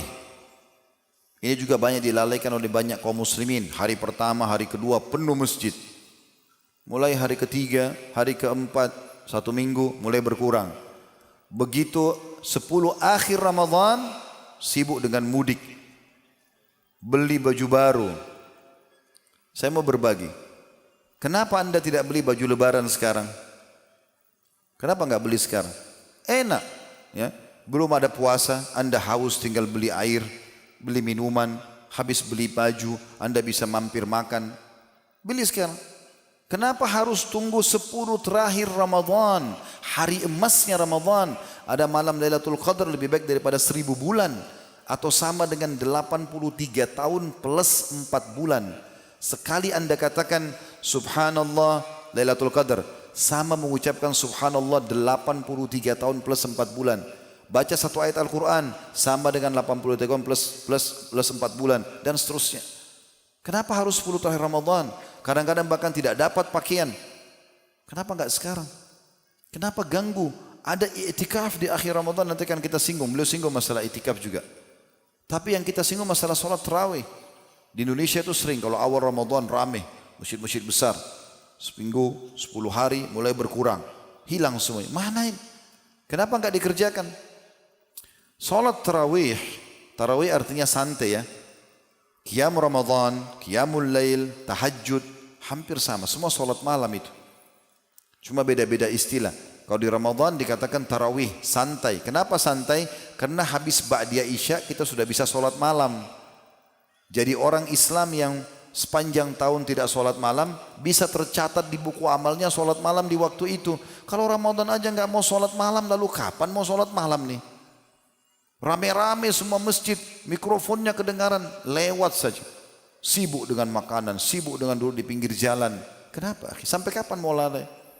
Kata Nabi SAW, man qama Ramadana imanan wa ihtisaba, ghufira lahu ma taqaddama min dzambi. Siapa yang mendirikan malam Ramadan karena keimanan, yakin perintah Allah.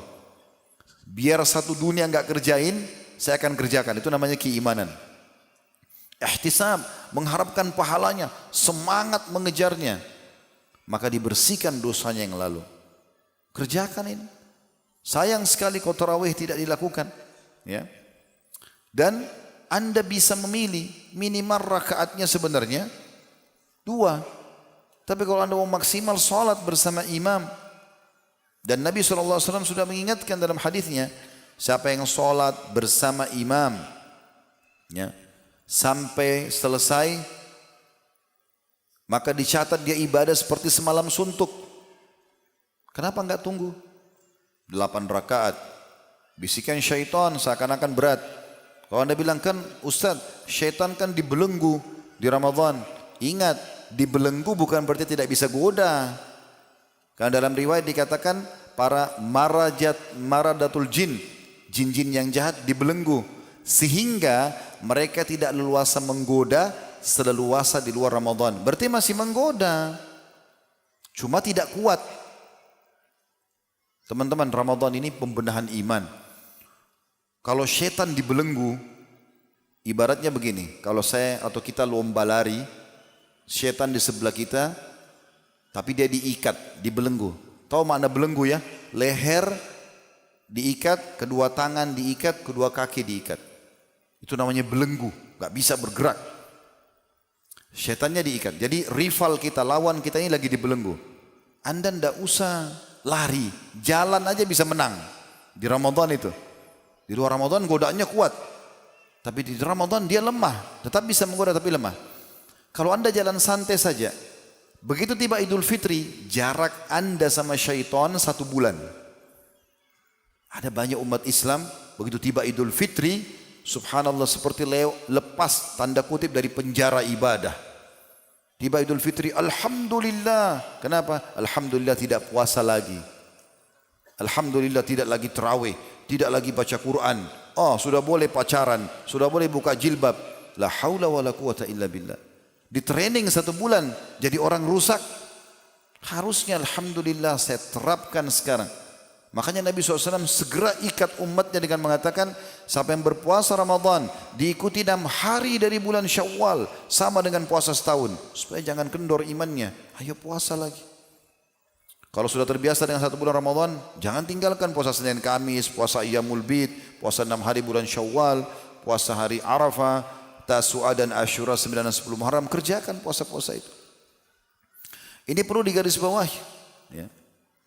Juga teman-teman sekalian, berhubungan dengan masalah sholat malam ini, kalau seandainya ada di antara kita yang selepas tarawih, lalu dia bangun malam, sepertiga malam, masih boleh enggak dia sholat?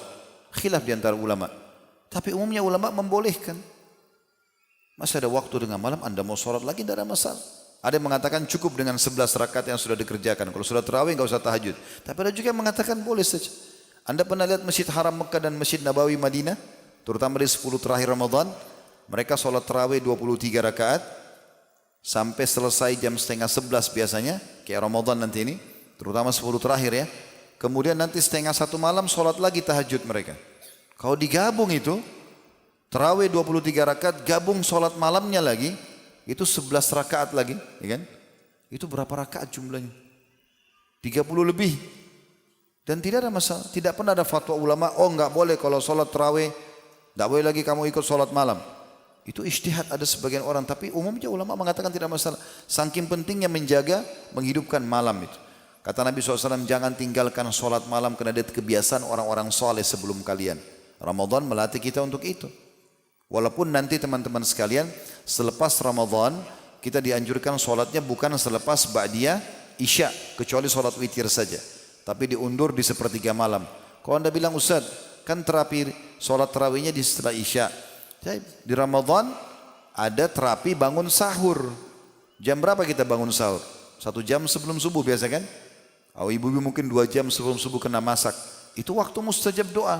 Anda sudah dibiasakan bangun dalam 1 bulan. Jangan setelah Idul Fitri tinggalkan lagi bangun itu. Itu waktu luar biasa. Allah turun ke langit bumi, bertanya lagi kepada para malaikat. Bukan kita datang ke kayak kita presiden atau gubernur kita datang ke kantornya, enggak. Allah datang ke langit bumi, bertanya lagi. Para malaikat, ada yang mohon ampun, saya maafkan. Ada yang punya hajat, saya penuhi. Ada yang minta tolong, ya saya akan tolong. Kenapa disia-siakan ini? Ini hal yang luar biasa. Kemudian baca Al-Quran di Ramadan terakhirku. Kalau seandainya Anda sudah tahu, alhamdulillah. Tapi kalau belum tahu, kita jelaskan bahwasanya Al-Quran itu punya hak dari kita teman-teman. Jangan dianggap remeh. Hak yang pertama membacanya. Baca dengan bacaan benar dan mengkhatamnya. 114 surah diurut. Al-Fatihah surah nomor 1, Al-Baqarah surah nomor 2, Al-Imran surah nomor 3, An-Nisa surah nomor 4, Al-Ma'idah surah nomor 5, Al-An'am surah nomor 6, Al-A'raf, Al-Anfal, At-Taubah, terus berurut sampai An-Nas. Berurut. Ngerti enggak ngerti, baca saja. Ini hak pertama. Yang kedua, tadabbur. Kalau tadi baca itu dianjurkan mengkhatam ya. Dari awal sampai akhir, terutama di bulan Ramadan. Yang kedua tadabbur. Apa itu tadabbur teman-teman? Anda pilih dari 114 surah, mana kira-kira surah yang paling menggelitik Anda. Misal contoh, Anda penasaran dengan nama-nama hewan dalam Al-Quran. Ada Al-Baqarah sapi betina, ada An-Naml semut, ada An-Nahl lebah, ya, ada Al-Fil gajah. Kenapa kok ada nama-nama hewan ini? Ada Al-Ankabut laba-laba. Anda mulai dari surah itu. Tadabbur 10 ayat. Tidak usah lebih dari 10 ayat. Kenapa? Karena dinukil dari para salafus saleh. Para sahabat mengatakan, kami kalau bertemu, kami tidak berpisah kecuali kami sudah mempelajari 10 ayat Al-Quran. 10 ayat. Kalau kita tadabbur 10 ayat, Al-Quran itu ada 6.000 sekian ayat ya. Kalau satu hari 10 ayat, berarti satu bulan kita punya berapa ayat? Kalau 30 hari 300 ayat. Berarti Anda sudah mentadabburi. Tadabbur itu merenungi terjemahannya, memahami apa yang dikandung di situ, hukum-hukumnya, sebab turunnya ayat itu, pendapat para ulama. Nah, gitu, 10 ayat. Berarti satu bulan kita punya 300 ayat. Satu tahun kali 12, kalau kita 10 ayat per hari, berarti 300 satu bulan. Kalau 30 hari ini kita hitung, kalau 30 hari semua bulannya 30 hari kali 12, berarti kita punya 3.600 ayat yang sudah kita tadabburi dalam satu tahun. Kurang dari 2 tahun habis 30 juz Al-Quran, tadabbur ayatnya. Baca ayatnya, baca terjemahannya, pendapat situ ulama tafsir, ada hadis penguat. Sekarang banyak kan aplikasi Al-Quran di handphone kita, bisa baca dengan terjemahannya dan segala. Itu yang kedua. Yang ketiga, menghafalnya.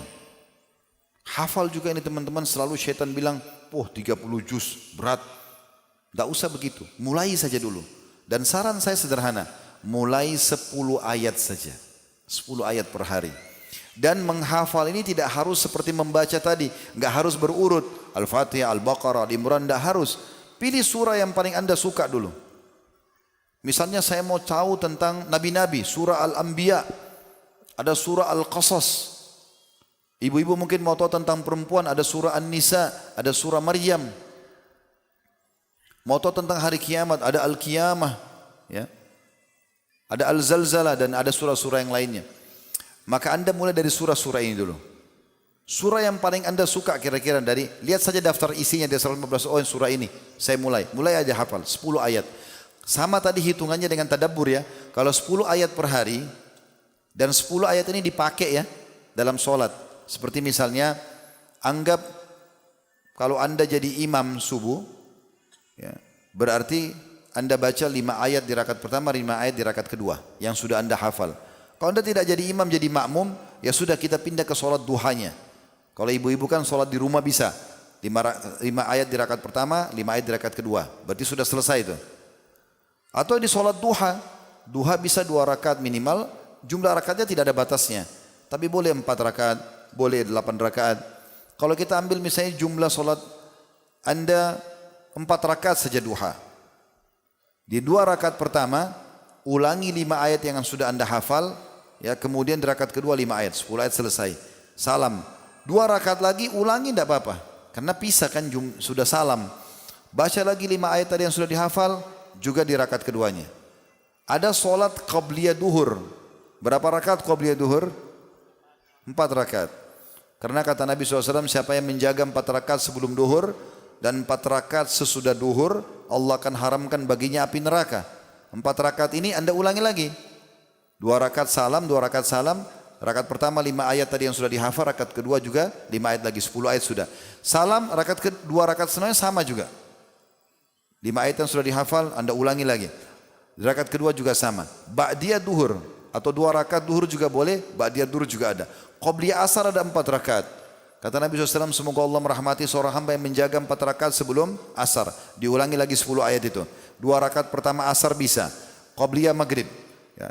Kemudian ba'diyah maghrib. Qobliyah isya. Ba'diyah isya. Sholat tahajud. 10 ayat diulang-ulangi. Dihafal di luar kepala. Kenapa teman-teman sekarang hafal Al-Fatihah? Karena diulang-ulang terus kan? Nah itu. Jadi mulai saja dulu. Tapi nanti lupa Ustaz. Jangan pikir lupanya. Mulai saja dulu.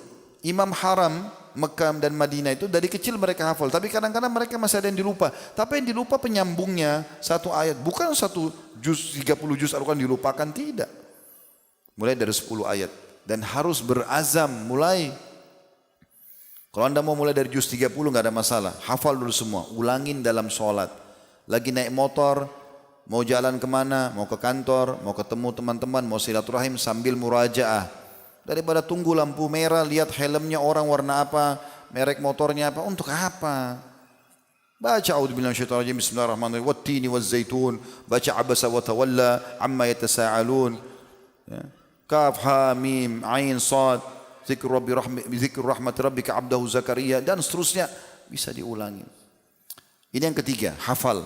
Kalau anda hafal 10 ayat satu hari, 1 bulan kalau 30 hari 300 ayat, 1 tahun 3.600 ayat, kurang dari 2 tahun hafal 30 juz.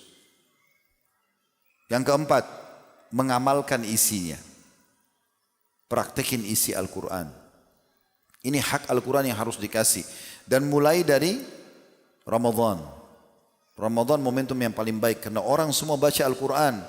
Terlebih lagi memang ada keutamaannya, ya. Kata Nabi SAW, Iqra'ul Quran, fa innahu ya'ti syafi'an li ahli yawmal qiyamah. Bacalah Al-Quran karena dia akan jadi penolong bagi pembacanya pada hari kiamat. Dan tadi teman-teman tadabbur itu penting ya. Karena kita kan bukan ngerti bahasa Arab. Maka bucu baca terjemahannya. Bisa enggak Ustaz? Saya gabungi antara saya baca Al-Quran dari Al-Fatihah, Al-Baqarah, Al-Imran berurut. Sekalian tadabbur. Bisa.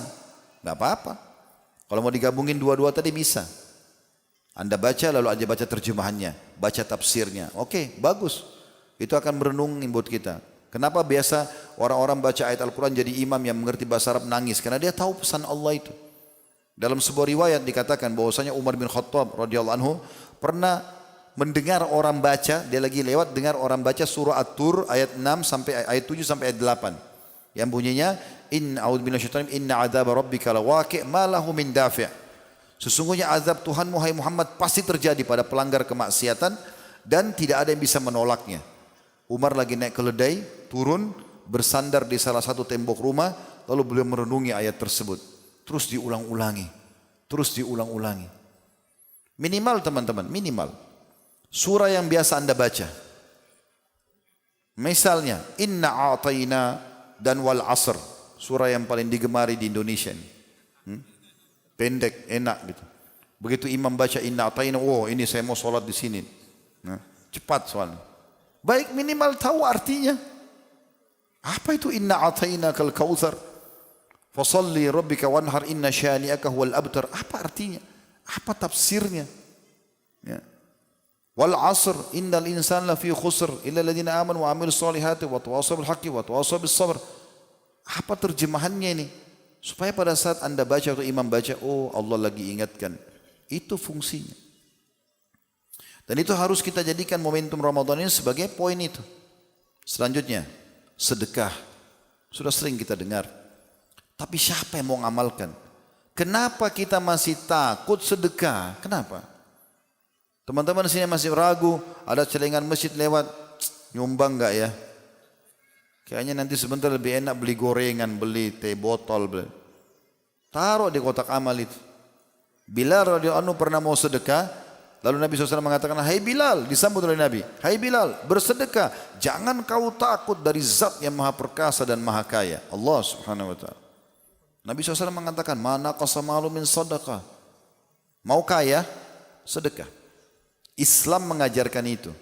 Pangkal kaya, sedekah. Beri. Orang kapitalis bilang apa? Pangkal kaya, nabung. Ketemu nggak nabung sama sedekah? Nggak bakalan. Orang nabung itu jadi bakhil, pelit. Itu bukan sifat orang beriman. Sudah tahu belum teman-teman sekalian? Kalau pernah ada seorang dari Ansar, dari orang Madinah, itu diangkat menjadi kepala suku. Lalu Nabi SAW tanya sebagian anggota sukunya, siapa pimpinan suku kalian sekarang? Fulan bin Fulan. Kata Nabi SAW, bagaimana orangnya? Oh, dia tampan, dia berwibawa, cuma saja dia pelit ya Rasulullah. Pimpinan tapi pelit. Kata Nabi SAW, penyakit jiwa apa yang lebih berat daripada pelit? Dianggap penyakit itu oleh Nabi SAW. Kapan kita sudah pelit gak mau keluar, maka ini berarti penyakit ini. Ya. Kalau ada orang minta-minta, tugas kita eksekusi, kasih. Bukan diskusi sama syaitan. Nah, syaitan bisikin diskusi sama dia. Nah, itu kayaknya anak pinjaman. Oh iya kayaknya gitu. Loh kok iya? Hah? Itu kayaknya pura-pura tuh kakinya puntung. Oh masih muda badannya sehat. Akhi, bukan tugas kita memprotes pada saat itu. Orang lagi minta, perintahnya beri, selesai. Dan jangan pernah merasa rugi. Kalau di masjid ini sekarang, di majelis begini, Masya Allah yang ramai orang datang. Ada orang tiba-tiba datang bawa proposal masjid. Nih jemaah muslim Masjid Raya Kota Padang. Ini saya punya proposal masjid di kampung saya 500 juta. Tolong nyumbang. Kita semua nyumbang. Udah kita ikhlas karena mau masjid.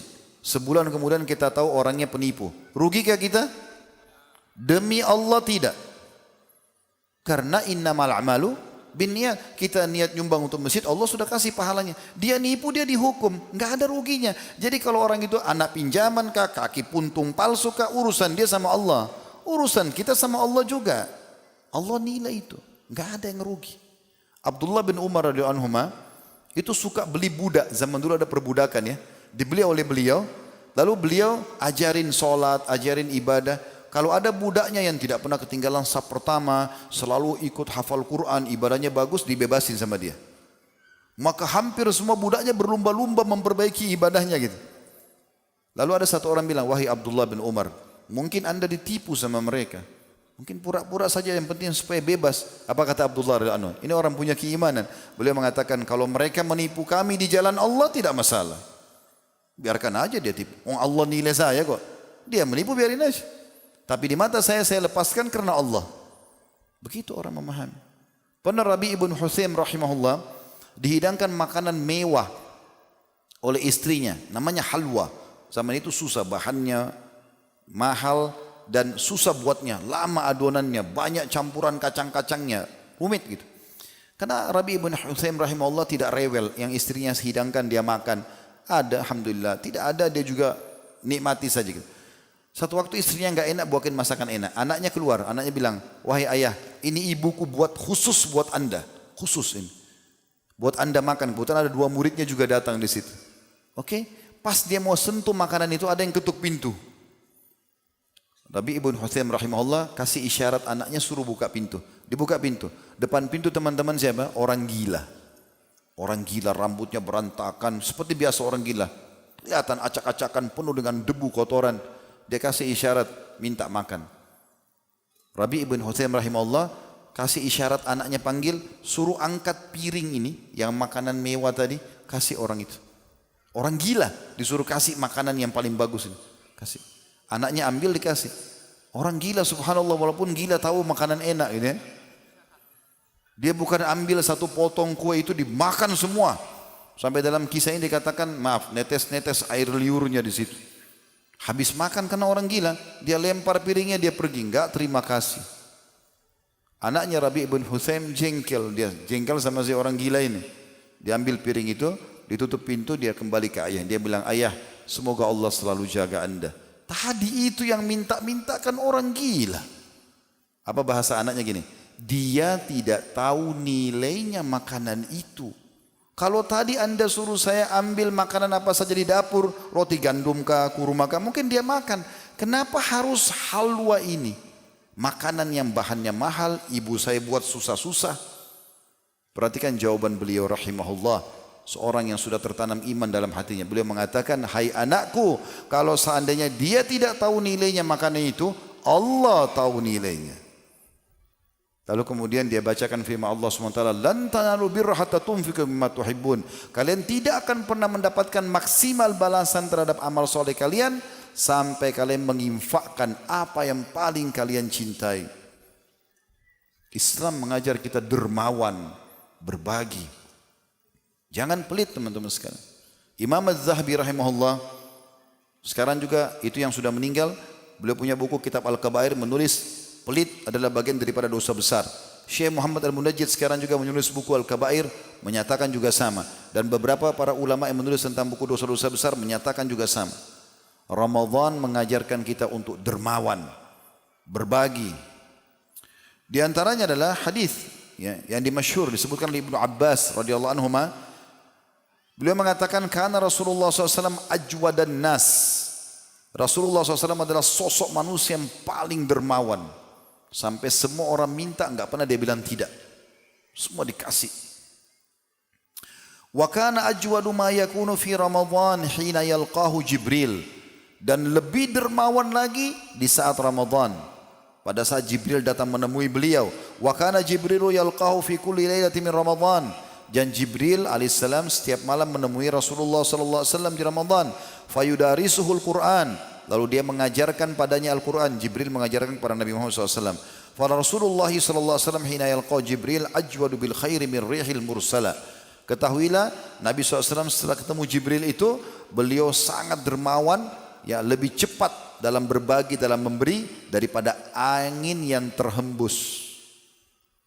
Berikan orang teman-teman sekalian. Beliau juga mengingatkan dalam hadis dan diriwayatkan Bukhari, mana kasat sadaqah min mal. Tidak akan berkurang harta orang karena bersedekah. Saya tanya teman-teman, mau enggak kita puasa Ramadan dapat pahala 30 hari puasa, tapi plus 30 lagi? Mau enggak? Cuma 5 orang yang mau ini. Mau semua? Mau enggak 90 pahala, 100 pahala, 1000 pahala, berapapun Anda mau bisa Anda dapatkan. Bagaimana caranya Ustaz? Saya bicara pahala puasa ya. 30 hari puasa Ramadan tapi pahala kita 1000 pahala puasa. Buka puasakan orang. Buka puasakan orang. Kata Nabi SAW, man fattara sha'iman. Siapa yang buka puasakan orang lain, ini bersedekah ini. Kana lahu mithlu ajrihi min ghairi an yanqus min ajri sha'imin syai'. Dia akan dapat pahala orang yang dia buka puasakan tanpa diambil dari pahala orang yang dibuka puasakan. Ada sahabat bilang begini, mungkin Anda yang hadir sini bertanya, tapi sahabat sudah tanya, ya Rasulullah, tidak semuanya orang bisa membuka puasakan. Karena di pikiran mereka ini makanan lengkap, mungkin mahal. Kata Nabi SAW, Allah akan memberikan pahala ini kepada siapapun yang memberikan walaupun sepotong kurma atau seteguk air. Ini air mineral, ini mungkin botol, ada yang gelas, ya. 1 dus isinya 48 gelas ya. Harganya 30 ribuan, kurang lebih ya. Kurang lebih. Saya tidak bicara merek, 30 ribu. Dengan 30 ribu rupiah Anda dapat 48 gelas. Mulai sekarang pulang, booking semua musola-musola dekat rumah. Saya yang taruh airnya Pak ya.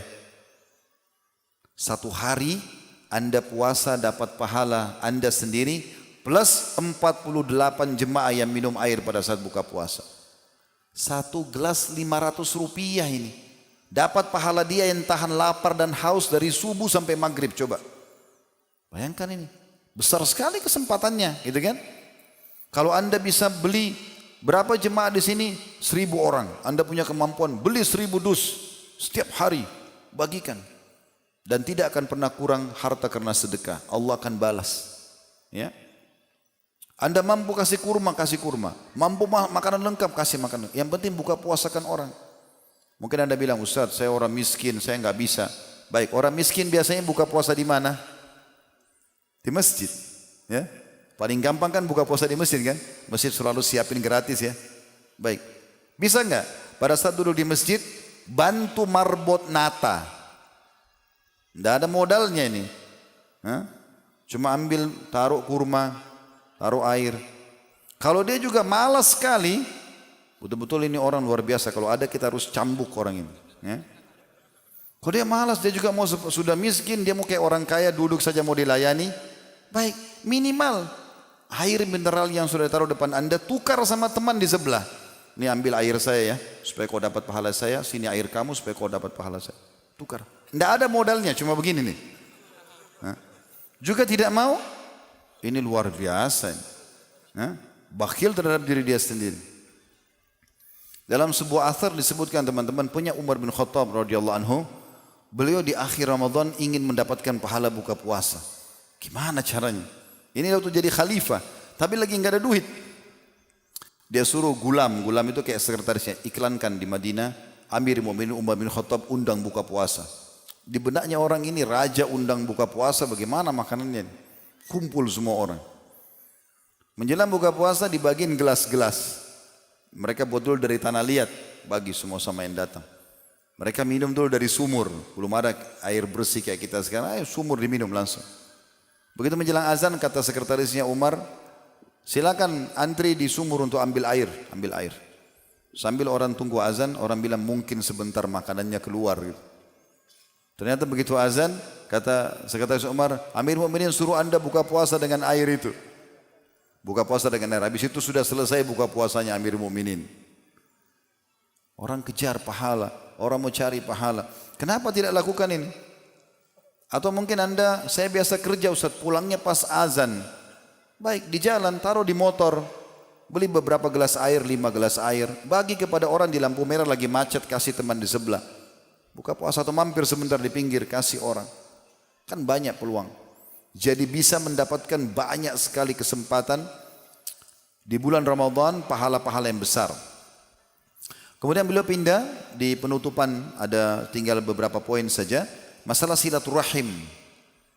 Beliau juga menganjurkan di sini bagaimana seseorang itu juga menjadikan Ramadan momentum untuk menjenguk kerabatnya yang sedang sakit, ya, untuk membantu yang susah. Mungkin Anda siapkan berasnya, Anda bayarkan listriknya, apapun sedekah. Tapi ini termasuk ada silaturahimnya, walaupun ada hubungannya dengan masalah sedekah tadi ya. Jadi teman-teman sekalian, pernah ada sabda Nabi SAW. Hadis ini diriwayatkan oleh Tirmidzi dan dinyatakan hasan oleh para ulama hadis. Kata Nabi SAW, as-sadaqatu 'alal miskini sadaqah. Mengeluarkan bantuan kepada orang miskin dihitung sedekah. Wa hiya 'ala dzi rahimi thintan. Tapi kalau dikasih kepada orang yang punya hubungan kerabat dapat 2. Shadaqatun wasilah. Dapat pahala sedekahnya dan silaturahimnya. Dalam hadis yang lain kata Nabi SAW, siapa yang mau dipanjangkan umurnya, ya, diluaskan rezekinya, maka dia lanjutkan hubungan silaturahim. Maka dahulukan kerabat. Pernah juga ada sahabat bawa 1 kantong dirham, lalu dia mengatakan, ya Rasulullah, saya mau sedekah. 2 target saya, dua-duanya miskin. 1 orang biasa, tidak ada hubungan kerabat, yang 1 punya hubungan kerabat. Yang mana saya dahulukan? Kata Nabi SAW, kalau kau dahulukan yang punya kerabat denganmu, kau akan dapat pahala sedekah dan juga silaturahimnya. Kemudian teman-teman sekalian, yang terakhir ditutup oleh beliau di sini ada 2 poin, yaitu masalah i'tikaf dan taubat. I'tikaf ini dilakukan di 10 terakhir Ramadan. Bagi yang Allah mudahkan bagi Anda, tidak ada beban-beban kewajiban di luar sana.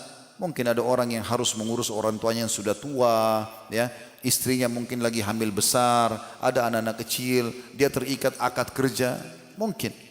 Tapi anak-anak muda yang mungkin tidak ada kegiatan, dia bisa saja i'tikaf, tinggal di masjid 10 hari terakhir Ramadan.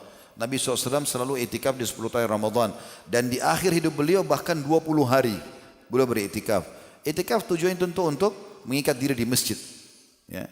Jaga subuh, duhur, asar, maghrib, isya. Kalau 10 hari itu Anda jaga, berarti Anda sudah punya 10 hari. Kalau ingin menjalankan tadi hadis yang 40 hari tidak ketinggalan takbiratul ihram imam, tinggal tambah 30 hari setelahnya. Nah, ini juga bagian daripada hal yang sangat dianjurkan di 10 terakhir Ramadan. Tujuannya tentu untuk mengejar Lailatul Qadar, malam ganjil. Walaupun dia terjadi di malam ganjil, malam yang mulia itu, tapi tetap saja Nabi SAW mengikat diri di 10 terakhir Ramadan. Yang terakhir beliau mengatakan dalam penutup bukunya adalah taubat di Ramadan terakhirku. Teman-teman sekalian, sebesar apapun dosa, ini penutupan bahasan kita ya, sebesar apapun dosa yang pernah kita lakukan, seberat apapun, Allah Maha Pengampun. Allah bahkan gembira dengan taubat hambanya. Dalam hadis yang sahih riwayat Bukhari kata Nabi SAW, Allah lebih gembira dengan taubat hambanya dibandingkan seseorang di antara kalian pergi membawa tunggangannya dan semua bekalnya di atasnya. Kemudian dia pergi ke padang pasir yang tidak bertuan, nggak ada orang sama sekali. Dia tidur di bawah sebuah pohon, untanya hilang dengan bekalnya pada saat dia bangun. Dia keliling-keliling cari, nggak ketemu. Karena sudah putus asa, lalu dia mengatakan, saya akan kembali ke pohon tadi yang saya tidur. Mudah-mudahan saya tidak bangun lagi, sudah mati. Dia tertidur lalu dia bangun. Dan saat dia bangun kata Nabi SAW, dia temukan unta lengkap sama perbekalannya. Bagaimana gembiranya dia? Allah lebih gembira dengan taubat hambanya. Allah tidak mau lihat masa lalu kita. Allah mau tahu sekarang ke depan. Sudah dalam kehidupan para sahabat dilihatkan. Ada Abu Bakar radhiyallahu anhu. Abu Bakar tidak pernah sembah berhala, tidak pernah minum khamar. Ada contohnya orang seperti ini. Tapi Allah datangkan Umar bin Khattab, pernah mabuk, pernah membunuh, pernah melakukan banyak kejahatan, bahkan menyiksa kaum muslimin sebelum masuk Islam. Lalu beliau taubat. Tapi Islam tidak pernah mengorek-ngorek masa lalu Umar. Islam melihat sekarang dia, bahkan dimuliakan di sisi para sahabat. Para sahabat mengatakan kami mulia setelah masuk Islamnya Umar bin Khattab. Bagaimana Ikrimah bin Abi Jahal, ayahnya Abu Jahal, Fir'aunnya umat ini. Tapi anaknya Ikrimah dapat hidayah. Waktu dia pembebasan kota Makkah, dia masuk Islam, dia tersentuh, dia pegang Al-Quran sambil menangis, sambil mengatakan inilah firman Tuhanku yang selama ini aku lalaikan. Kemudian dia mengatakan, ya Rasulullah, mulai sekarang saya akan menutupi kesalahan saya yang lalu dengan bertaubat, maka saya akan berinfak sejumlah dulu yang saya keluarkan untuk melawan dan memerangi anda di jalan Allah. Orang taubat. Taubat itu bukan aib, malah satu kebaikan.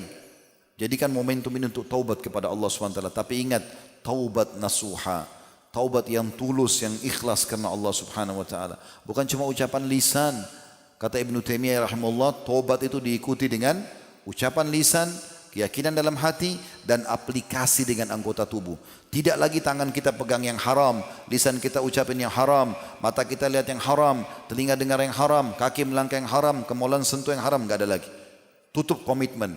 Ingat teman-teman, sabar itu dalam 3 hal. Yang Allah katakan dalam Al-Quran, innama yuwaffas sabirun ajrun bighairi hisab. Orang-orang sabar akan dapat pahalanya tanpa ada hisab lagi, enggak ada batasan. Itu dalam 3 hal. Sabar dalam ketaatan kepada Allah. Duduk di majelis ilmu begini butuh kesabaran. Duduk dengarin 1 jam, 1 jam setengah, 2 jam, ini butuh kesabaran. Bangun tengah malam sementara sholat tahajud, butuh kesabaran. Lagi ngantuk, puasa, butuh kesabaran. Baca Quran, duduk, butuh kesabaran. Sabar. Tapi Allah menilai semua itu. Yang kedua, sabar dalam meninggalkan dosa. Kalau anda sudah tobat nasuha, ada godaan lagi datang, sabar. Beda pahalanya orang tinggalkan zina sementara tidak ada godaan, dengan orang tinggalkan zina ada godaan dari lawan jenisnya, tapi dia sabar menahan diri. Ini lebih besar pahalanya. Kemudian yang ketiga, sabar terhadap cobaan harian. Sakit, gangguan orang, kita semua pasti pernah lalui itu. Siapa di antara kita sini tidak pernah flu, demam, sakit gigi, sakit kepala, keseleo kakinya? Ada yang tidak pernah? Coba angkat tangan. Suruh sini bicara pengalamannya. Luar biasa kalau tidak pernah flu dia. Tidak pernah demam. Saya mau tanya, siapa di antara kita yang tidak pernah diganggu oleh orang? Digunjing, difitnah. Di sini teman-teman yang pernah utangkan orang. Dari 3 orang yang utang, semuanya bayar? Bisa saja 3-3-nya nggak bayar kan? Ya. Atau kadang-kadang kita nagih dia lebih galak dari kita. Ya? Itu cobaan. Sabar. Memang akan ada. Kalau ada nikmat, kita dapat pahalanya dengan syukur. Kapan kita dapat pahala sabar? Kalau ada cobaan. Kalau anda keluh kesah, anda tidak bisa terima, berarti anda protes Tuhan anda Allah. Sabar akhi dan ukhti. Dalam sebuah hadis sebagai penutup yang sahih, kata Nabi SAW, andai saja orang-orang yang meninggal nanti di hari kiamat, yang tidak ujiannya sedikit di dunia, ada ujian tapi sedikit, melihat orang-orang yang ujiannya berat di dunia dulu, bagaimana Allah kasih balasan, maka yang sedikit cobaannya berharap kembali ke dunia untuk apa? untuk digunting-gunting kulit mereka yang paling sakit supaya mereka mendapatkan seperti orang yang banyak cobaannya. Tidak usah keluh kesah. Allah maha melihat, Allah tahu. Kalau ada nikmat yang ciptakan kita Allah, yang ciptakan nikmat Allah, yang bisa pertahankan Allah. Kalau kita sedang diuji, yang ciptakan kita Allah, yang ciptakan ujian itu Allah, yang bisa beri jalan keluar Allah. Semoga Allah SWT memberkahi majlis kita dan menjadikannya sebagai ilmu yang bermanfaat. Semoga juga Allah Subhanahu wa taala selalu menjadikan negara kita negara yang aman, tentram, damai, seluruh umat Islam di bawah naungan ukhuwah Islamiyah, dalam ibadah mereka kembali kepada Al-Quran dan Sunnah, dan semoga seluruh problem permasalahan negara kita diselesaikan oleh Allah dengan cara baik, dengan penuh keberkahan, tidak ada permusuhan dan sampai menginginkan keburukan bagi negara kita, bagi Islam, bagi muslimin. Allah kembalikan budaya mereka kepada diri mereka sendiri, dan semoga Allah SWT menolong saudara-saudara kita di Palestina, di Syria, di Yaman, di Irak, di India, dimanapun yang sedang tertindas. Allah ikhlaskan niat mereka, Allah terima para syuhada mereka, Allah muliakan Islam di tangan mereka dan tangan kita semua, dan semoga Allah ikut sertakan kita bersama mereka dengan pahala, dan semoga Allah menyatukan kita teman-teman sekalian semuanya di surga firdausnya tanpa hisab, semua disatukan dalam majlis ilmu yang mulia ini. Semoga insyaAllah sekali lagi kita berdoa Allah SWT capaikan kita Ramadan dan kita dipenuhi dengan keimanan, semangat untuk beramal saleh. Dan kalau ada benar dari Allah, kalau ada salah dari saya mohon dimaafkan. Sampai ketemu di kesempatan yang lain nanti. Dan bagi teman-teman bisa mengikuti medsos kami di Khalid Basalamah Official untuk bisa mendengar ceramah-ceramah yang ada insyaAllah baik di YouTube, di Instagram, di Facebook, dan bisa dijadikan sebagai kurikulum. Hari Senin dengarkan masalah akidah, hari Selasa masalah hadis, hari Rabu masalah fikih misalnya, dan seterusnya.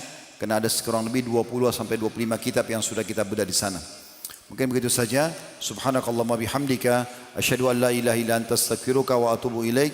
Wassalamualaikum warahmatullahi wabarakatuh. Waalaikumsalam.